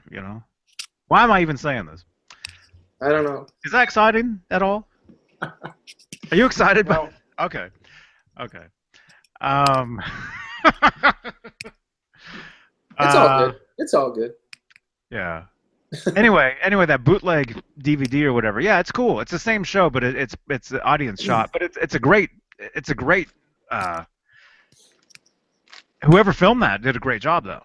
Yeah, there's some amazing audience shot films out there. Some shows they do a great. I have a ton of really good film ones, and I have a handful of not so good ones either. But is that chewing still? Oh my goodness. Oh, that's What? you. Oh, that's you messing with your microphone. You're rubbing your mic. What mic? I don't have a mic. I said You are. That's not his mic he's rubbing. That piece that you're rubbing right now. Look at it. That's a microphone. No, that's Yes. my other earbud. Yeah, the mic is right there, hanging on it. That's the mic. Oh, really? This little thing? No, it's by your mouth. Oh, right this now. thing. Oh, okay. Cool. That's what that is. Man, the sound bites we could get out of you guys, man, if we really wanted to. Now I think someone's definitely doing a video of me. Put it in my mouth. Ugh. Oh, I dropped it. I'll get it. Yeah.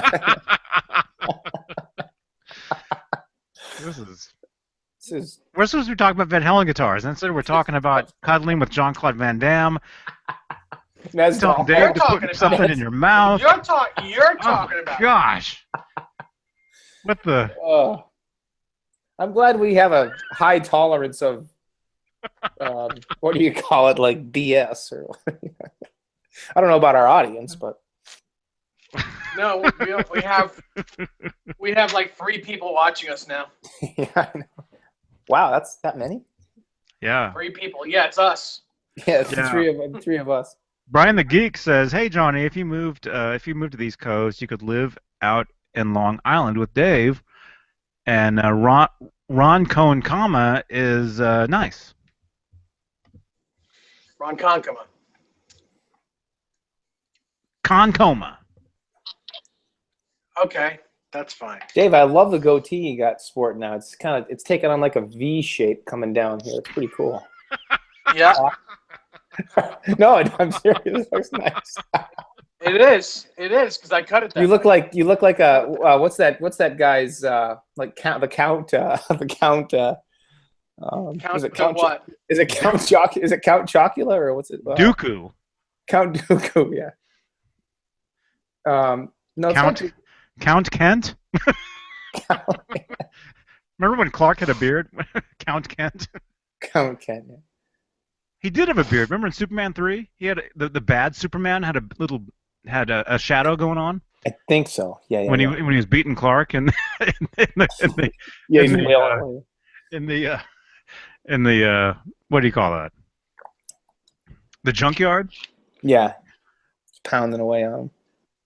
I always thought it was funny because when Superman went bad, because when his outfit turned all like dark blue and like dark burgundy red or whatever, Yeah. I always thought he looked like Mr. Rogers. Remember when he's like flying away and stuff, and he's looking back like "F you guys"? He looks like Fred Rogers' face. Yeah. I'll have to watch that again. I don't remember that. It's almost He's in like the bad Spider-Man. He's in the bar, and he's anyway, Superman 3, man. Yeah. Not to be confused with Bizarro. Bizarro was the backwards Superman. Yeah. Okay, we have so many comments here. I don't know what to read. Just read. Just start reading. Keep your mouth I- shut and start reading. That's kind of tough to do, actually. Mark Kelly says the extra bit in Eddie's solo at the Pensacola show where he was tapping, it was a killer. Sounded like he was using the sustainer. That's the part where he was doing Close Encounters. Encounters of the Third Kind, right? Close Encounters of the Third Kind is what he was doing. Which I actually, where's my video? I actually did that at the actual place. Really? Yeah, a couple years ago. Oh my goodness, check it out. I'll play it for you on here. The video was actually on my channel, so you can actually. Oh, are you okay? Yeah, just Actually, you can't say it. Allergic to almonds. You just can't say it. Just found out. No, I was gonna say one of my nuts went down the wrong pipe.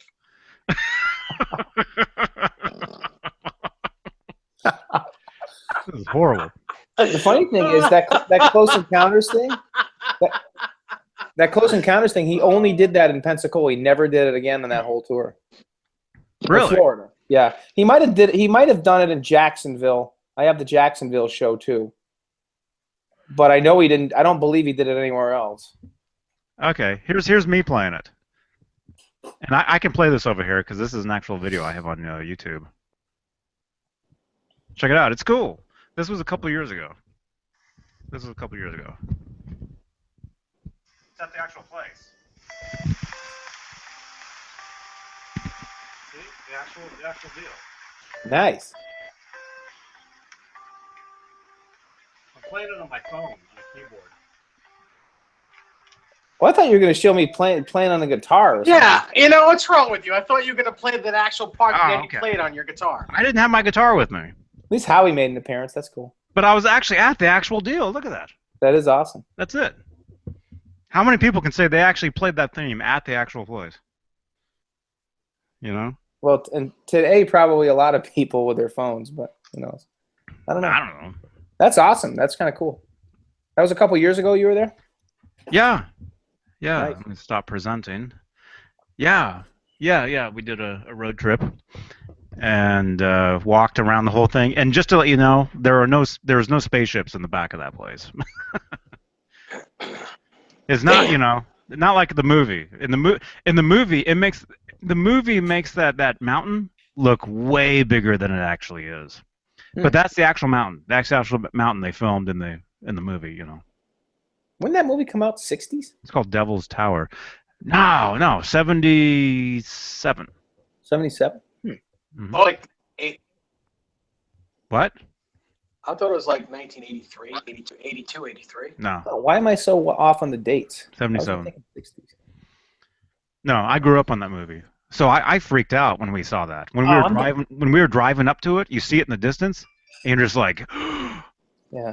I'm thinking of Planet of the Apes. That's what I'm thinking about. Planet of the Apes and Close Encounters are so close to each other. Yeah, I know.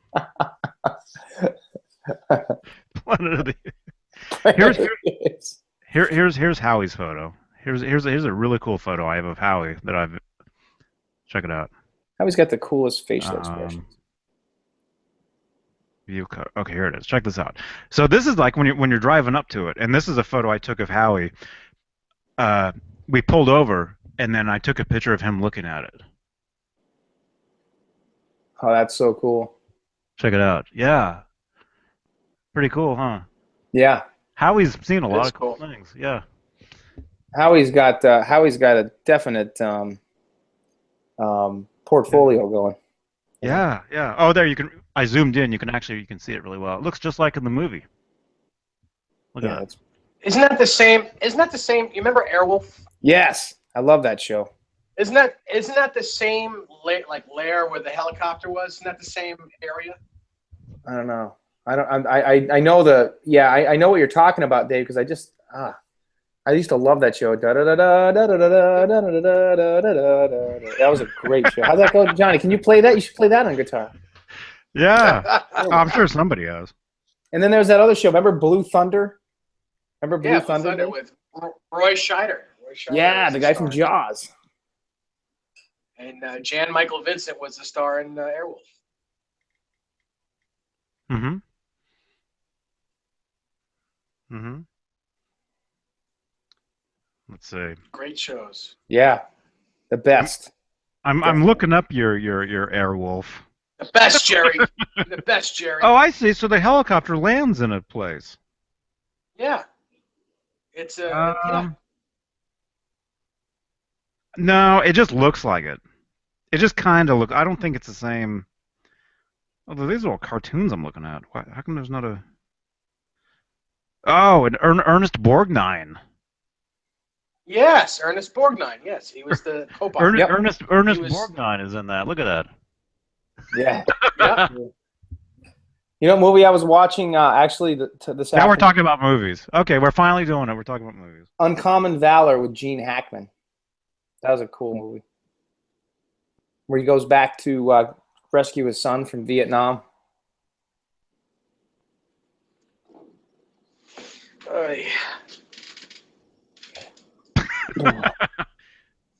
I never saw that one.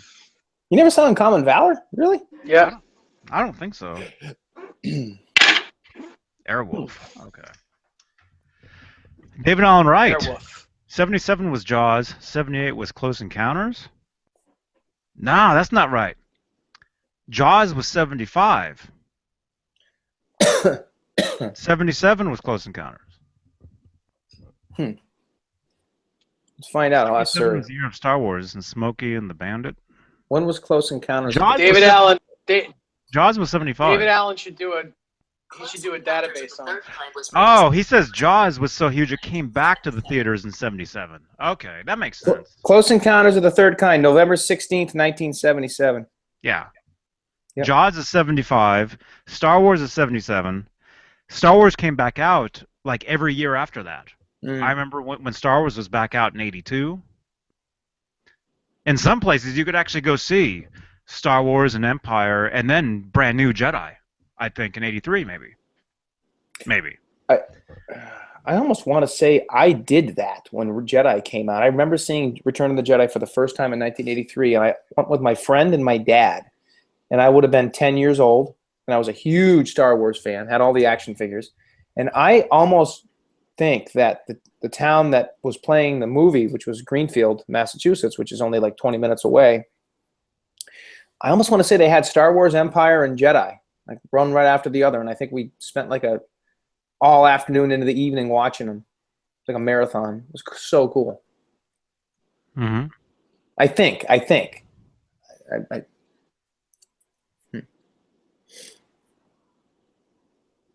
Remember that movie DC Cab with Mr. T? Yeah. I used to love that. I don't know if I've ever seen that. I know what it is, though. Gary Busey, Mr. T. Oh, gosh. There's like a million other actors in that movie that are famous that I'm just drawing a blank of right now. Oh, okay. We got some comments. Brian the Geek says, "Hey Johnny, tell Dave there are 4 watching as I watch every one of your podcasts, even though it's 2:45 in the morning." Cool. That's awesome. He's yawning. It's late where he is, and you're yawning. Well, I'm yawning because my I'm not headache yawning. is splitting. You're gonna make him tired. Oh, he also says also saw Van Halen at Monsters of Rock in 1984 in Donington. Cool. They were the last, but one act, AC/DC, closed. Dave wasn't his best. Is that the one where Dave was wearing the blue spandex pants and then the American flag high shorts, running shorts with a long blue robe? You know what I'm talking about? There's pictures of it on Van Halen News Desk recently, like the last few days. Or is that Sweden? No, I think that was Donington. 84. I'm not sure. Brian the Geek also says, Johnny, ask Rob who was the co-pilot in Airwolf.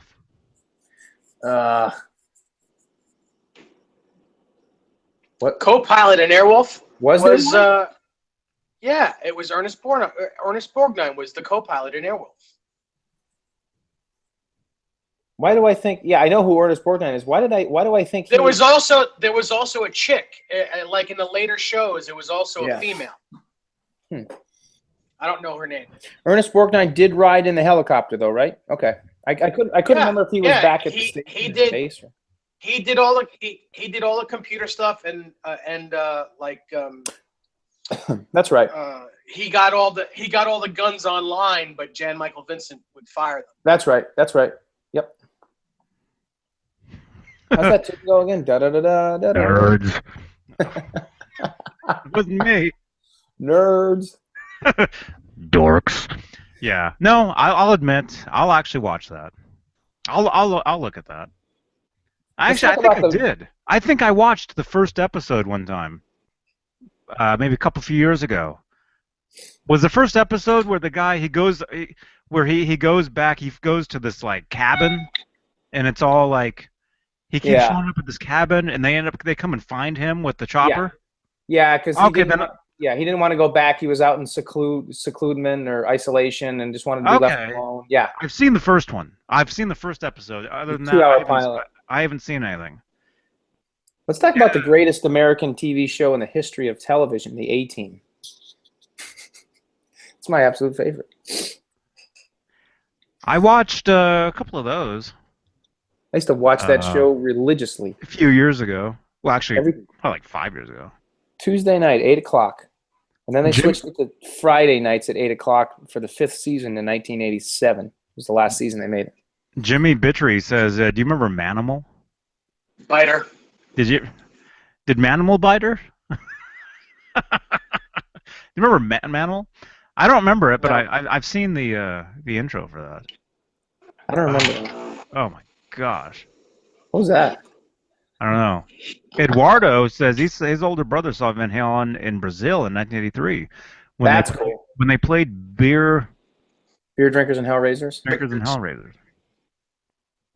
Yeah, actually, I have that on video. I have the Brazil show, or one of them. I don't know how many they did. That's the show where in the beginning of the actual VHS, the guy says, "Hey, Van Halen." Yeah. That's also they the one. Kept showing that over and over and over. I remember that. Yeah. It's either. I know. I wanted to choke that guy. It's either that one or the Argentina show where Michael Anthony's doing his. I have both shows. It's either the Brazil show or the Argentina one where Michael Anthony's doing his bass solo and he throws his bass in the ground. He goes to jump on it and the thing slides out from under him. He falls flat on his butt. I saw that. He falls. So funny. he gets up and he pulls it off. He's like kind of laughing, and then Kevin Dugan. Oh, and his tech, Kevin. and then Dugan Kevin Dugan throws his base because he gets pissed off. Yeah, he just hucks it at him. The new, yeah. That's so funny. Yeah, he jumps on the base, slips out from under him, and he falls flat on his butt. Eduardo says, yes, that guy is a friend of mine. Oh, the guy that says, hey, Van Halen, that gives a thumbs up? I saw somewhere online, somewhere. So funny. Hey, Van Halen. I saw something a long time ago where a guy was online claiming he was that guy. He's like, that was me. And I'm in this video where they kept showing me doing the thumbs up. Yeah. So that's your friend, Eduardo? That's cool if it's true. Ah, why wouldn't it be true? Exactly. Yeah. Why wouldn't it be true? Gotta be true. I'm sure it's true, and that's cool. Yeah. Van Halen! He's like, hey, well, the thing is, they kept showing that over. I know the VHS you're talking about because I had the same thing years and years and years ago, and they keep showing it. They keep cutting to it, And isn't that the show? No, it's not that show. There was another show where I had a cassette of a soundboard of a show. It was like South America or something, and I knew there by the sound of it. I was like, well, this had to have come from a video. It sounded too good. Yeah. Right? And years later. Same. Go ahead. Yeah. On YouTube now there is video of this particular show, but the video of the program, the problem with that video is they piped in a bunch of fake audience sounds. I hate that. So during the whole show, all you hear is like all this, and you want to talk about right here, right now, about that audience sound? Watch this. This is way worse. Yeah, I hate that. Because it sounds like because it's a stadium. It's a stadium show, but the crowd sounds like they're in a bar, and you actually hear like clanking and stuff, and it's horrible. It ruins the video. Yeah. It's the same video where in the middle of Ice Cream Man, is it Ice Cream? Yeah, in the middle of Ice Cream Man, they do Heartbreak Hotel. Yes. Yeah. And you can hear the bad audience sound during that. There's also you can hear everything. Yeah. There's also one show because it covers up. It covers up the actual music. You hear more of the bad audience than you do the actual music. There's also one, I think it's Caracas, the Caracas show, South America, where Ed actually is playing. I forget which one it is. It's one of those, but it's one of the South American gigs where Ed plays when they do Ice Cream Man. Where Dave kicks in with a acoustic. It's not. Dave doesn't have the acoustic. Ed plays it on electric, and it sounds so cool. Just that's right. And he's just riffing through it, and it sounds so cool when Ed was doing that. You know what I'm talking about? Yeah, I've seen it. I love that. I think it is correct. Yeah, I think you're right. Yeah, I just heard it again the other day. I was like, oh, that is such a cool. I just heard myself, going back listening to that just riff again because he had these cool little fills, Pretty neat. Mm-hmm. Hey, Brian the Geek says yes, that's the one. Rob, they threw bottles at Dave. The sky went black with them. I think Dave rubbed the crowd up the wrong way. Really? Man. Uh-oh. That sucks. Yeah. Anyway, those old bootlegs, they're cool, man. I mean, there's a lot of great the sound of the I'm getting comments in real time here. Great. From Brian the Geek. Brian the Geek? I think he really wants to set you up with his wife in Ronkonkoma, I think. The sound on Valet's set wasn't great that day, and everyone was moaning, and Gary Moore blew everyone away with Paris and Walkways? I don't know what that is. Yeah, I don't. Gary Moore was awesome, though. Yes, he was. Dirty Fingers and Nuclear Attack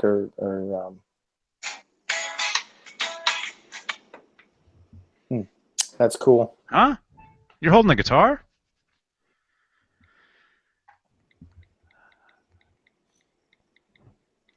Somebody's texting. Okay. What do you want from me?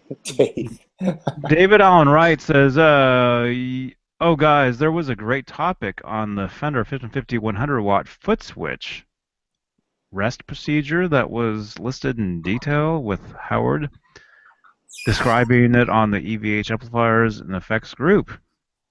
Cool. Sean Mahoney says Gary Moore was amazing. Yep, no doubt. Eduardo says the audience on the show in Sao Paulo. Sao Paulo, yeah. Sao Paulo. In Rio almost got deaf. They brought the equipment for a... I can't even read this. Marat something stadium, and they played. People, huh? It was too loud. At a Van Halen show? What? Get out of here. Everyone, you guys should watch him play Paris Walkways. YouTube it. Sean Mahoney says.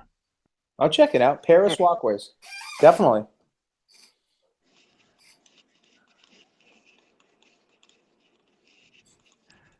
Are you scratching your back with a guitar? No. I got to get one of those back scratchers. Phillips head screwdriver. Hey, that works. I use that to clean my ears. You can really dig in. Oh, man. Huh? I'm not saying anything. Whoa, my earbud just popped out. You did say earbud, right? Is that my microphone? I'm sorry. Oh, gosh. Step On says, I can barely remember 1995 at all. Well, I was in college, so I don't remember. Step On actually stepped off. He also says, how do you guys know what color and type of guitar Eddie played at these random shows? Mostly through pictures and video. I guess Rob has a bunch of bootlegs.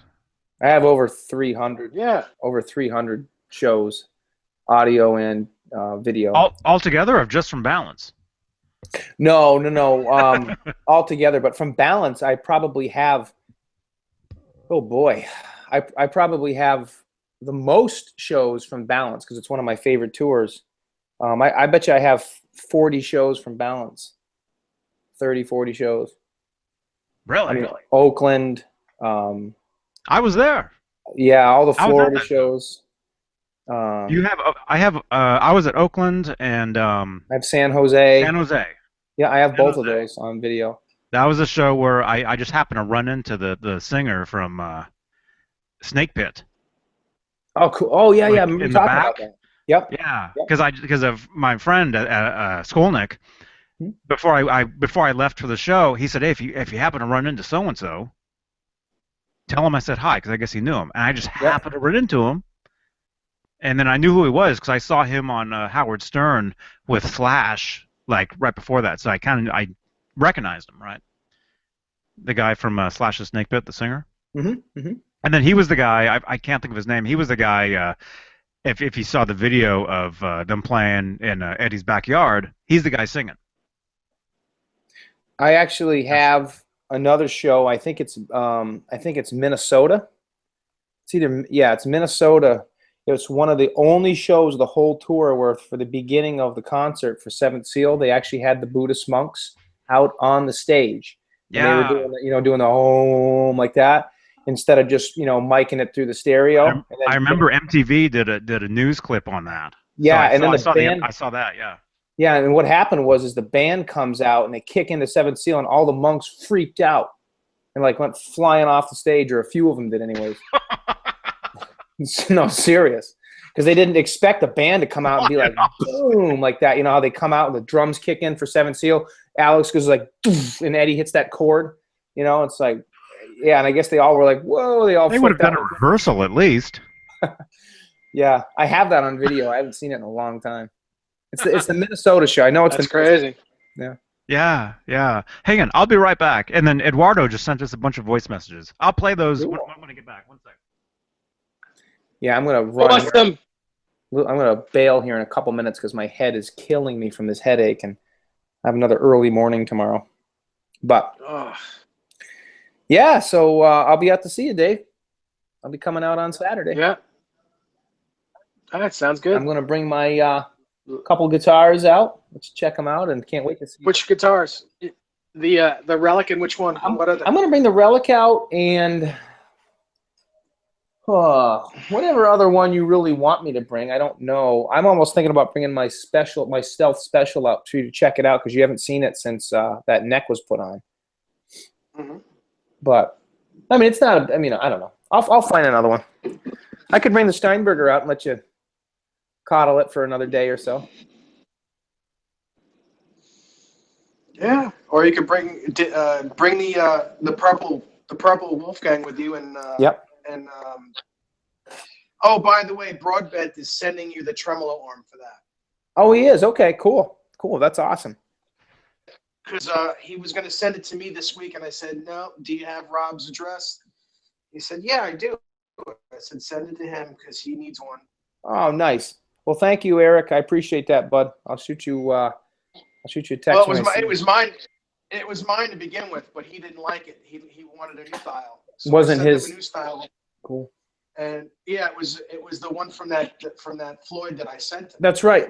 You were telling me about this last week. Yep, that's right. And he's going to send it back to me. He's like, I'm sending it out to him. I'm like, no. Go send it to Rob because he needs it. Thank you, Dave. I appreciate that. And it's a new one. It's a reissue of the old arm and stuff. So it's the same one that I put on all of these guitars. Yeah, nice. Actually, speaking of Floyd's and upgrading guitars, I think my next, it's not really a project, but other than some little minor things I'm going to do to a couple of guitars, like little things like scratching off the Seymour Duncan logo and stuff like that. I'm going to, and putting blocks and stuff on. I've decided that I want to put a 84 reissue bridge on my Kramer Ad guitar, with the big blocks. Okay. I want to do that. Yeah, I'm going to do that. So when I get a little bit of extra cash, I'll look you up and, and then if you need anything too, maybe we'll do an order together or something or whatever. But yeah, I'm going to put one on that guitar. Because I think that guitar needs that. That's a great bridge for that guitar. Yeah, it'll look more like the original one. Mm-hmm. Okay, Eduardo, he sent me a couple of voice messages explaining again about that sound issue at those was that South America? Yeah, it was Brazil show, the Sao Paulo show, he said. Those shows? Here. Hi, Johnny. The problem with the sound in Brazil at the show in Rio and São Paulo was the band brought the equipment for the big stadium Maracanã. It's a big stadium, and they played in Maracanãzinho. The translation is Little Maracanã, and the first 3 rows start to throw up in the beginning of the show, and a big part of them almost deaf. Wow. Wow. So basically what he's crazy. saying is they ended up It was really too loud. So people were puking, it was so loud. So he's Is that saying what they he- basically brought stadium equipment for a small venue. Basically, that's why it was just unbearable. Man. That's crazy. I Sounds like something they would do, though. wonder what Dave's response to that was. Like, ugh, gross. What the hell's going on with these people? Yeah, and I bet none of them had earbuds either, which is probably a shame, because I never bring earbuds to a Van Halen show. I should, but Earplugs. I don't think the band's as loud as they used to be. No. No, they're not. They're not even close to what they were years ago. Well, Well, that's because the PA systems are much better these days. They're just, it's more pure sound. You don't have to be that loud to be crystal clear. right. Mhm. Yeah, everything is very what do you call it? Everything's like robotic now. It's all dialed in. They can Perfect. control everything perfectly. Yeah. Nobody says I went to a Van Halen concert and Sammy talked so much they could only play like 5 or 7 songs. That's funny. Everyone else have that problem? He said Sammy talked so much during the show. 7 songs? What show was that? Unless it was like a secret gig or something. I mean, I can't think of. I don't know. Well, that unless they were only playing for an hour anyway. Yeah, 7 songs is like an hour. yeah. Like when they played over in Europe, opening for Bon Jovi, in Balance in June of '95. Remember that? Yeah, they played in Rock am Ring in Germany and Wales. I have a few of those shows on video as well. Those were great shows. They were short set lists. Eddie's solo was very, very short, very very abbreviated, but really cool. Basically, he just played Eruption, right? Yeah, He just basically played Eruption. yeah. He did he did the Mean Street tapping thing, and did the the hammer on stuff. And then he just gets into, he does a little bit of Spanish Fly. Then he gets into Eruption. That was it. He didn't even do Cathedral on most of the shows. They played, their set list was something like, they came out Seven Seal, then they did Run Around, When It's Love, Ain't Talking About Love, Why Can't This Be Love, Jump, Eddie Solo, You Really Got Me, One Way to Rock. Oh, no, I'm sorry. One Way to Rock, and then Jump. And that was like it. It was like the whole show. There was no drum solo. There was no bass solo. And, cool shows. But I remember Eddie and Sam doing a backstage interview. I have it somewhere on video where they said that over there, that was like their first, a lot of those people, that was their first exposure to Van Halen with the Balance album. A lot of them never knew that there was like, a bunch of other records or there was a tour. Most people did, but they just didn't. And Bon Jovi was huge over there, but Van Halen wasn't as big. So it was kind of like a lot of folks, according to Eddie and Sam, that was like their first exposure to Van Halen. Mm-hmm. Wow. Remember hearing that? Remember hearing about that? Eddie was talking about that. Well, I remember when they played those shows because I had a bootleg of it as well. There was one called Blastin'. Yeah. Remember that one? That's the only one I ever remember had. that too. That's the only one I ever had where it was basically it was a show in was it England? Yeah, it Was it? it was London, England. It was London, and I then have the it. rest of the I have and, that show. and the rest of the CD was the Pensacola show, Right. like a version of it or whatever. And that, it was awesome soundboard quality for the London part and also the Pensacola, but that still to this day probably has the most kick butt version of Ain't Talking About Love from Eddie. In my opinion, it's just on the from the Sammy era. And I'm a huge Dave fan. I'm a huge Sammy fan, but I actually like, other than on the original album VH1, when they play Ain't Talking About Love live, I actually like it when Sammy sings it better. It's just a little bit more melodic sounding, I think. But anyways, that's just my opinion. But if you guys check out that show Blastin', you can just YouTube it. Actually, just type in London, England '95 Balance, and if you find the right one, it's a soundboard version of Ain't Talking About Love, and it's just incredible quality sound. And Ed is just like razor sharp. Yeah, that was the only show I ever had of that. Okay, real quick. I know you're saying you're gonna split. Yeah, I gotta get up, but my headache is killing me. But yeah, read a few more, Johnny. Brian the Geek says, "Did I get a Wolfgang body yet?" No. Nope. Not yet. Oh, whoops. Wait a minute. What's going on? Yeah. Yeah. For this thing, I've got this. Thank you, Rob. You're welcome.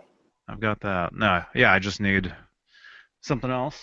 Hey, that's got a snake bite on it.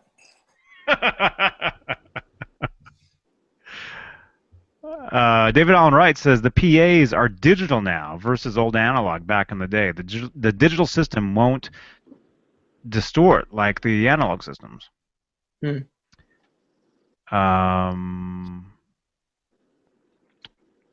Black belt, yellow belly. I saw Van Halen on Balance in Alpine Valley, Wisconsin. I have that show too. It was my wife's and I's second date.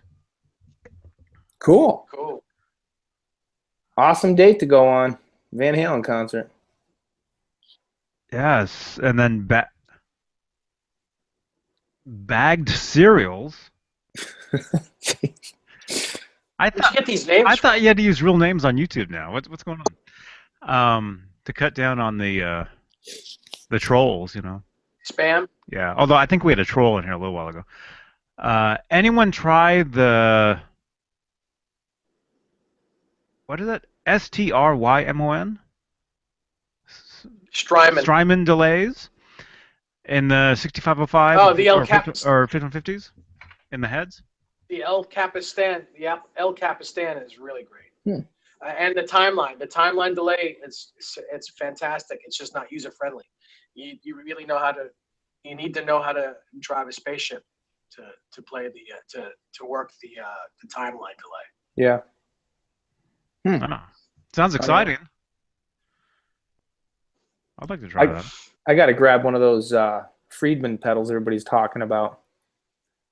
I hear they're amazing. Everybody's talking about those things. Yeah, I'm gonna swing by. I'm gonna swing by Guitar Center tomorrow and try one out if they have it, and try one and you know shoot a little video or whatever.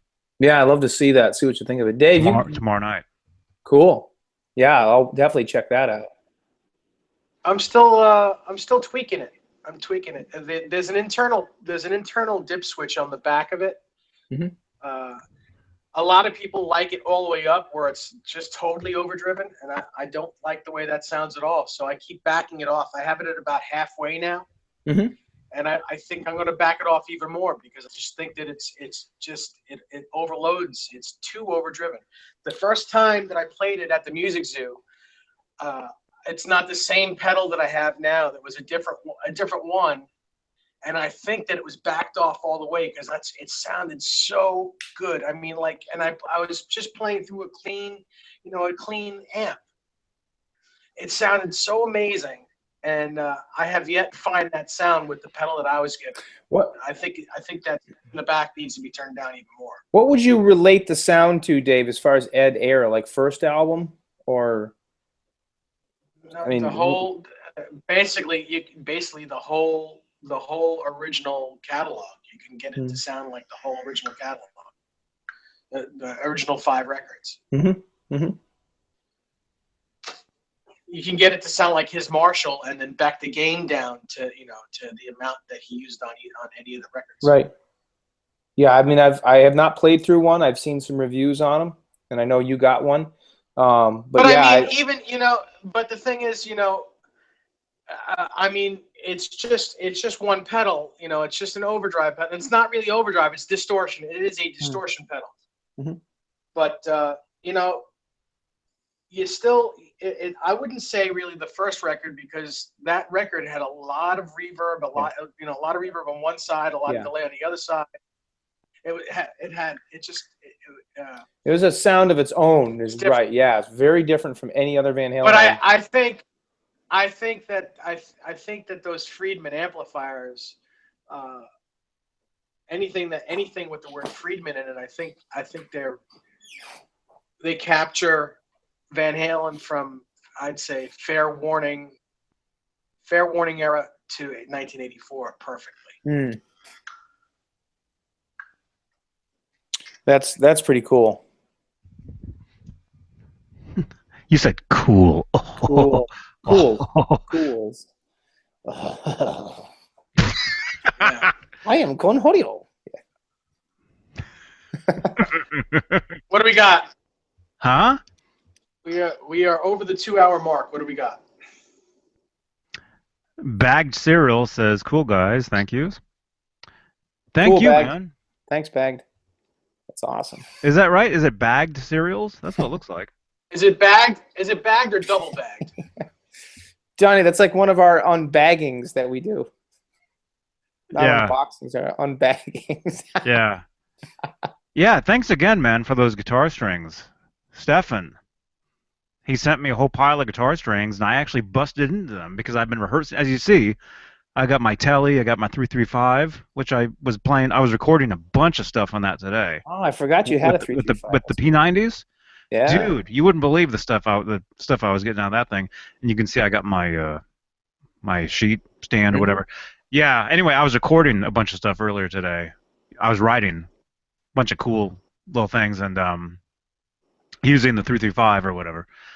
But Do you anyway, love the necks on those like Edward used to? Edward used to love the necks on the 335s. He said he could like smoke on those necks. Mm-hmm. You agree with that? Mm-hmm.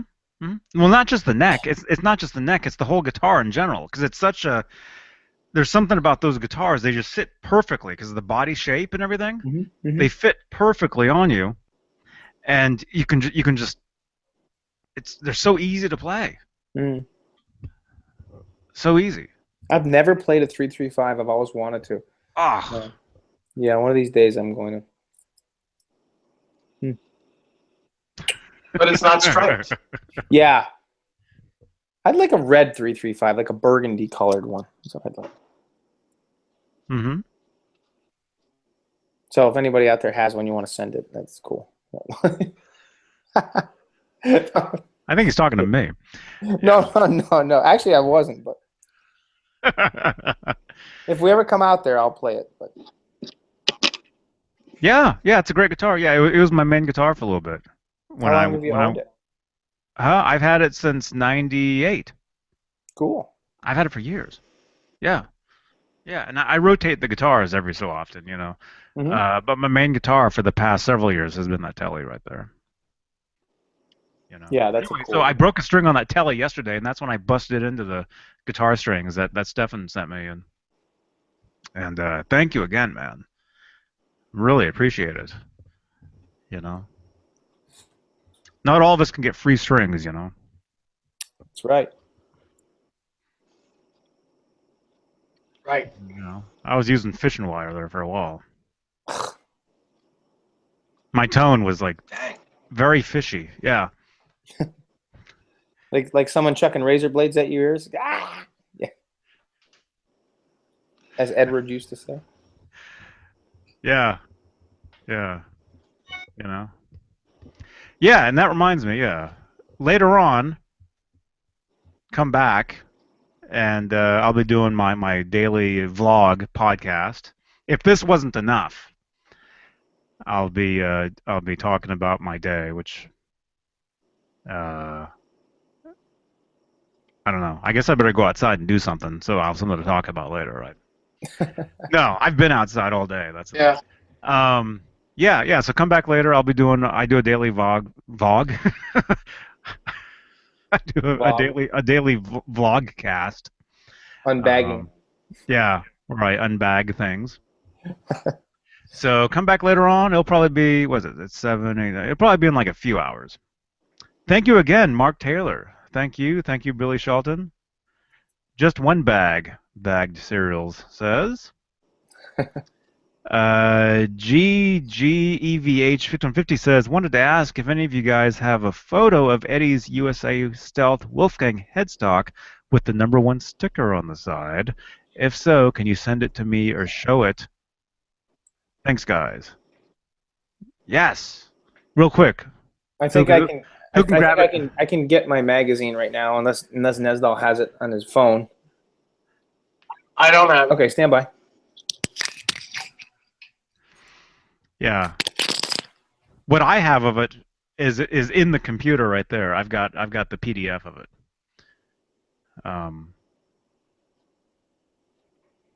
He's gonna grab his magazine. Yeah, I don't know if I have a photo. You did of say that. magazine, right? Yeah. I did. I did say that. Yeah, here it is right here. Okay, cool. This is the number 1 and number 2. So the number 1 has the electrical tape over the pickup. Like Ed had, he had gaffer's tape over his tour relic on that one spot. But here it is. Here's his number 1. That's where the tape was, so the string didn't slip down.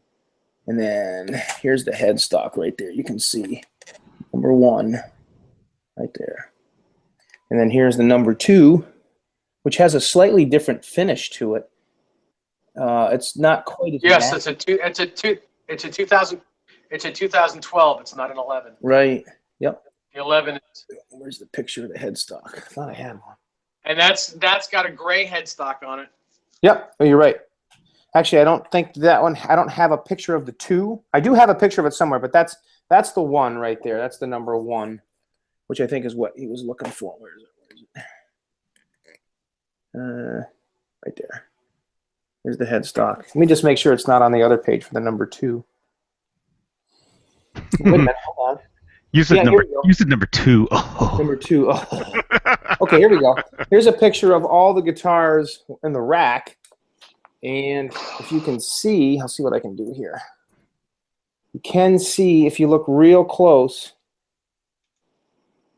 you can see which one is, you can see the number 2. See, yeah, there's number 2 right there. Second one from the left. And then there's number 1 is, where is it? Other way. Hands. They'd be right next to each other, right? Yeah, there's the 1 and the 2, right. Where's number Oh, 3? I'm sorry, wait a minute, hold on. Number 3. Yeah, it's so kind of blurry. Sorry, guys. But yeah, you can see it. That's the one. But that's a close-up of the headstock of the number 1. Dave, your replica, well, not replica, but your Stealth that you had that sticker, didn't you?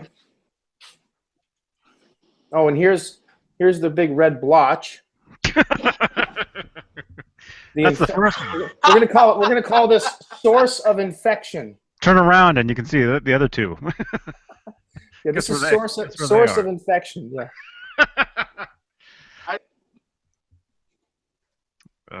I think you ought to name it like, you know, I don't Bud. know, Wilbur.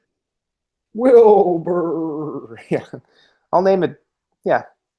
I'm gonna name it Dave. I think you ought to name it Bob. Dave Buzzsaw. Dave Buzzsaw.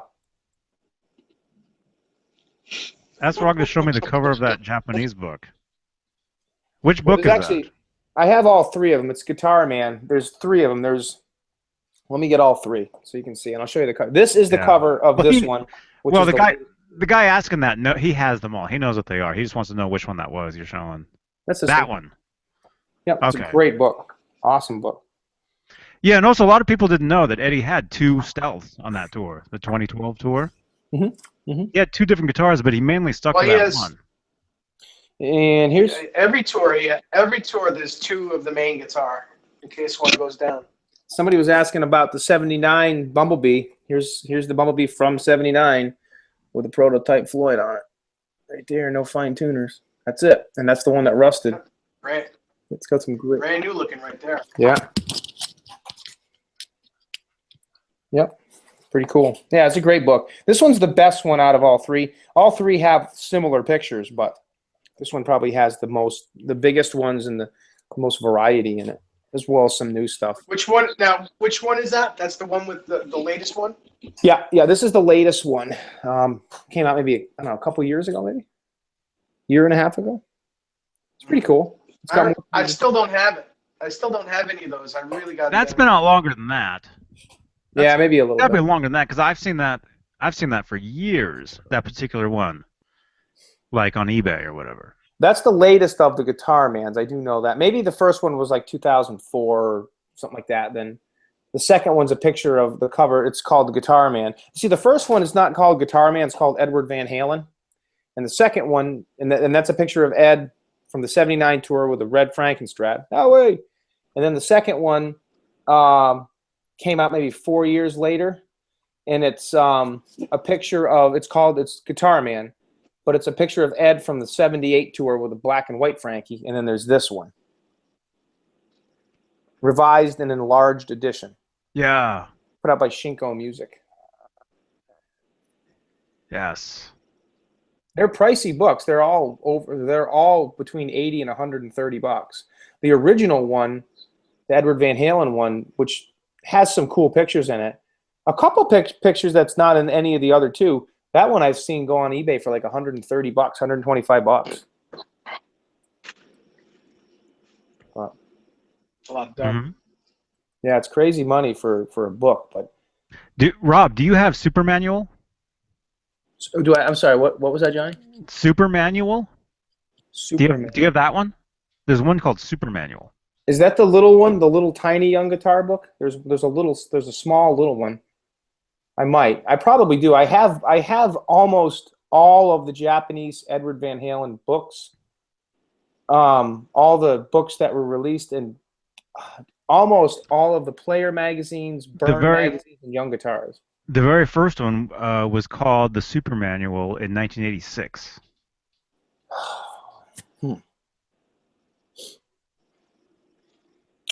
I may and I may not, actually. I'm kind of drawing a blank on that. I'm not sure. It sounds kind of familiar, but then again, I'm not sure. 1986. Oh, I'd have to dig through. I have a whole room, closet full of magazines that I'm still sorting through and setting up in my place. Where are you right now? Which room is this? This is my guitar room. Yeah, this is my guitar room right here. So. And you have a magazine room? Oh, I have a magazine room too. Yeah. Man, look at that. How big is that room actually? Is it pretty small? Yeah, I mean it's actually at the top of the stairs. Here's the stairs that go down right here. We never got a tour of your house. I'll have to do that sometime. Here's the bed. Here's the spare room. There's the cat on the bed, and then yeah. So that's the bed Dave would sleep in if he was to show up. No, he sleeps in the king size bed. In the master bedroom. Oh, he'd be sleeping with you. Okay. I said that. I didn't say that. You did. All right, I'm out, guys. I gotta go. My head is killing me, and I have to get up. Okay, I think we're all gonna go. Cool. Excuse me. Yep. All right. Thank you, everybody, for watching this stuff. We have a lot of fun, as you can see. And yes, yeah. Hope you're feeling better, Rob. I'm sorry to hear about your Infection? bee thing. A Yeah, source infection? that's awful, Ah, man. it's okay. I'll live. That's horrible. I just may not have as many dates for a few weeks until it clears up, but you know. Well, I am coming out to see Dave over the weekend, so. Go get the Clearasil, the brown one. I was just gonna say that. You rub it on there. Makeup. Yeah. Yeah, I think I will because it's once the swelling goes down, I don't mind the scab as much. But right now, it feels like it's like a pea-sized bubble. Cyst. Yeah. It's a cyst. Cyst or a boil, or yeah, because the infection caused it to do that, and it's just so annoying because when it bubbles up, it kind of makes your eye go. But it's definitely better. I can already feel the antibiotics kicking in. Unfortunately, giving me a raging headache as well, but take the good with the bad, I guess. When I was downstairs filling up my cup, I took a couple ibuprofen, and it feels a little bit better, so that's good. Cool. Oh yeah. David Allen. Yeah, real quick, if you want, send me a photo. Send it to my Facebook. Real quick before we jump off. He wants to show us a photo of what the Super Manual looks like. Cool. Yeah, I'd like to see it. Manny says, bye, guys. Feel better soon, Rob. Yes. Thanks, Manny. Feel better, man. I'm sorry to hear about that. And then, yeah, I guess, you've had a and a couple weeks trips ago, to the ER. a couple weeks ago it was even a little bit more crazy, but yeah, I'm fine. I'm healthy. I'm good to go, and everything's fine. It's been a lot of stress and just some crazy stuff in last year of my life. So I think a lot of it's been kind of catching up to me, but I'm good to go.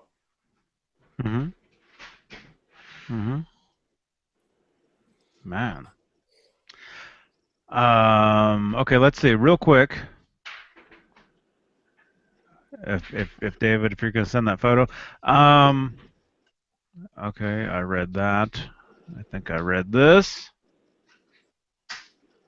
I got really hungry all of a sudden. That's Really weird. hungry. That's weird. This medication's made me not hungry. Strange. I don't think I ate anything today. All I ate today was 2 pieces of toast. I kind of wish I had a couple of Dave's almonds, but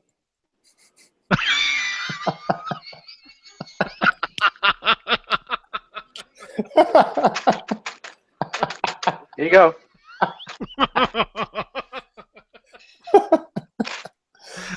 I'm such a jerk.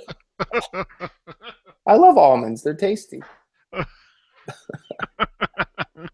Save me a bag, would you? When I come out, save me a bag of I'll almonds. save you. I'll save you a real big bag of walnuts.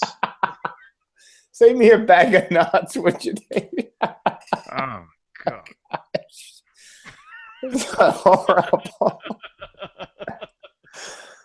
Oh, this is what happens when I get sleepy. Dave, I'll feed that to you with Italian sausage too. Dave, where's that Floyd Rose? You can dangle it up in front and go, "You're getting sleepy." Nah, it's put away. Yeah, you got that from a Yellow Jacket, right? I believe it was it was one of those, those wicked, nasty Yellow Jackets. Because I mean, it killed. I mean, when you get stung by a Yellow Jacket, I'm not allergic to bees. Believe it or not, I'm not. But when you get stung, it hurts like really bad. But this was incredible. I mean, the funny thing was, I don't even know where it came from. I wasn't. I must have upset a bee's nest somewhere in the ground or somewhere. I was at work, and all of a sudden, wham! It just hit me, and right off the bat, I knew what it was. But being right in the face and that sensitive part under your eye, I mean, oh my goodness, it almost brought me to my knees. Oh, it hurt. And I knew right off the bat, I'm like, okay, that's going to leave a mark. And it did. Good thing about it. Good thing about it is that bee is dead now. So. Yeah. Well, he did a number on me. There's no doubt. I mean, that little son of a gun. Boy, he hit me good. All right, say goodbye. Yeah, let's go. I got to roll. All right. Oh, he says, hang on. Hurry. Hang on. Do. I can't even whistle. My face is on there. Maybe I'll do my vlog right now. Yeah. This will be a part 2. Hey, this is Johnny Beane. Welcome to my vlog. Why not? Hey, what'd you guys do today? What have you guys been doing the past 2 hours? Hanging out. Something very painful. Hanging out.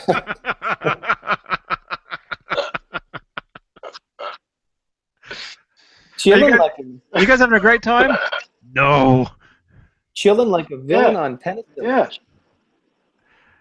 Yeah. Well, pretty much. What are you guys doing later?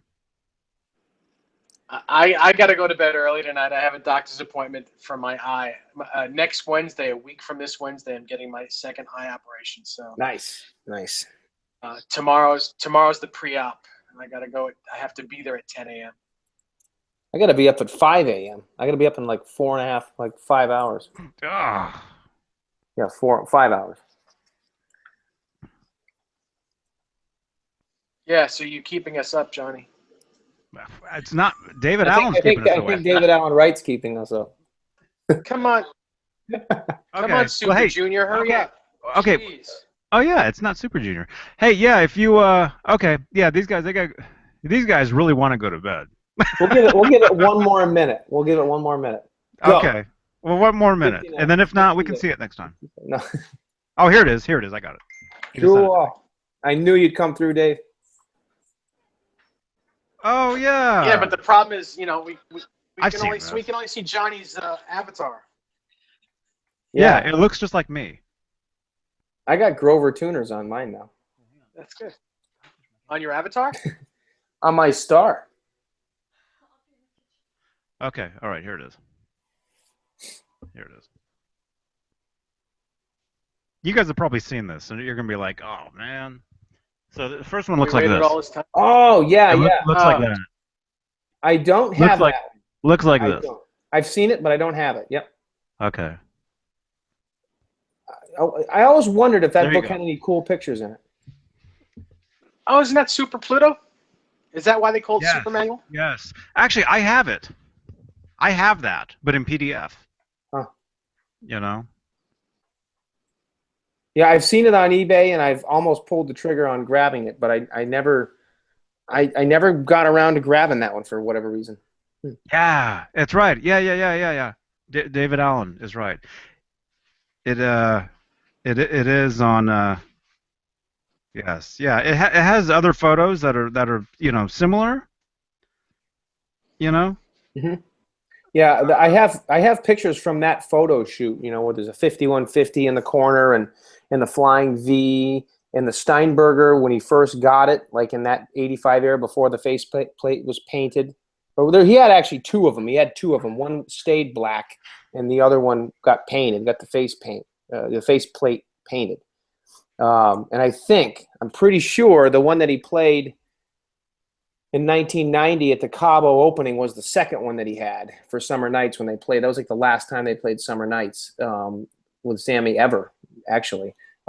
Eddie played the Steinberger GL2T Transtrem with the black faceplate. And, so that was the number 2 burger. He had two of them. I'll take the number. I'll Two take the burger? I'll take the number 2 burger. I'll take the number 2 burger. The number 2 burger. Although I don't know. Cool. That sounds extra brown. Okay. All right, I guess we're going. Thank you, everybody. Thank you, everybody, for watching this stuff. And yeah, come back later. I'll be on in a few hours talking about my day. If you want to come back. Yeah, thanks, everybody. So thank you very much. And again, this is Johnny Beane and Rob. Right? Absolutely. Well, Rob with a his friend. with a target. Rob and his buddy. Not really that. I'm not really that happy with him lately. Oh, David Allen says yes. There were 2 Steinbergers. One was a black elite version. Is that right? Something like that. I don't know. Yes. Because it had 3 buttons instead of a toggle, a 5-way toggle or 3-way toggle. It had 3 buttons on it to engage the pickups. Mm-hmm. Oh, cool. And who's drinking out of the toilet? What? No. Somebody is. Brandy's drinking her water bowl. How's the toilet? That's how I fill the water bottle. That's how I fill my guys' water bottles at work. A vacuum hose to the toilet. It's the coldest water in the house. The coldest water in the house. All right, Brand, enough. Jeez. All right, cool. Cool. Okay. All right, we're gone. We're leaving. See everybody later if you want to come back. And, I'll see you guys on Wednesday. Yes. Yeah. I guess. Maybe. Yeah, probably. Okay. All right. Rock and roll, everybody.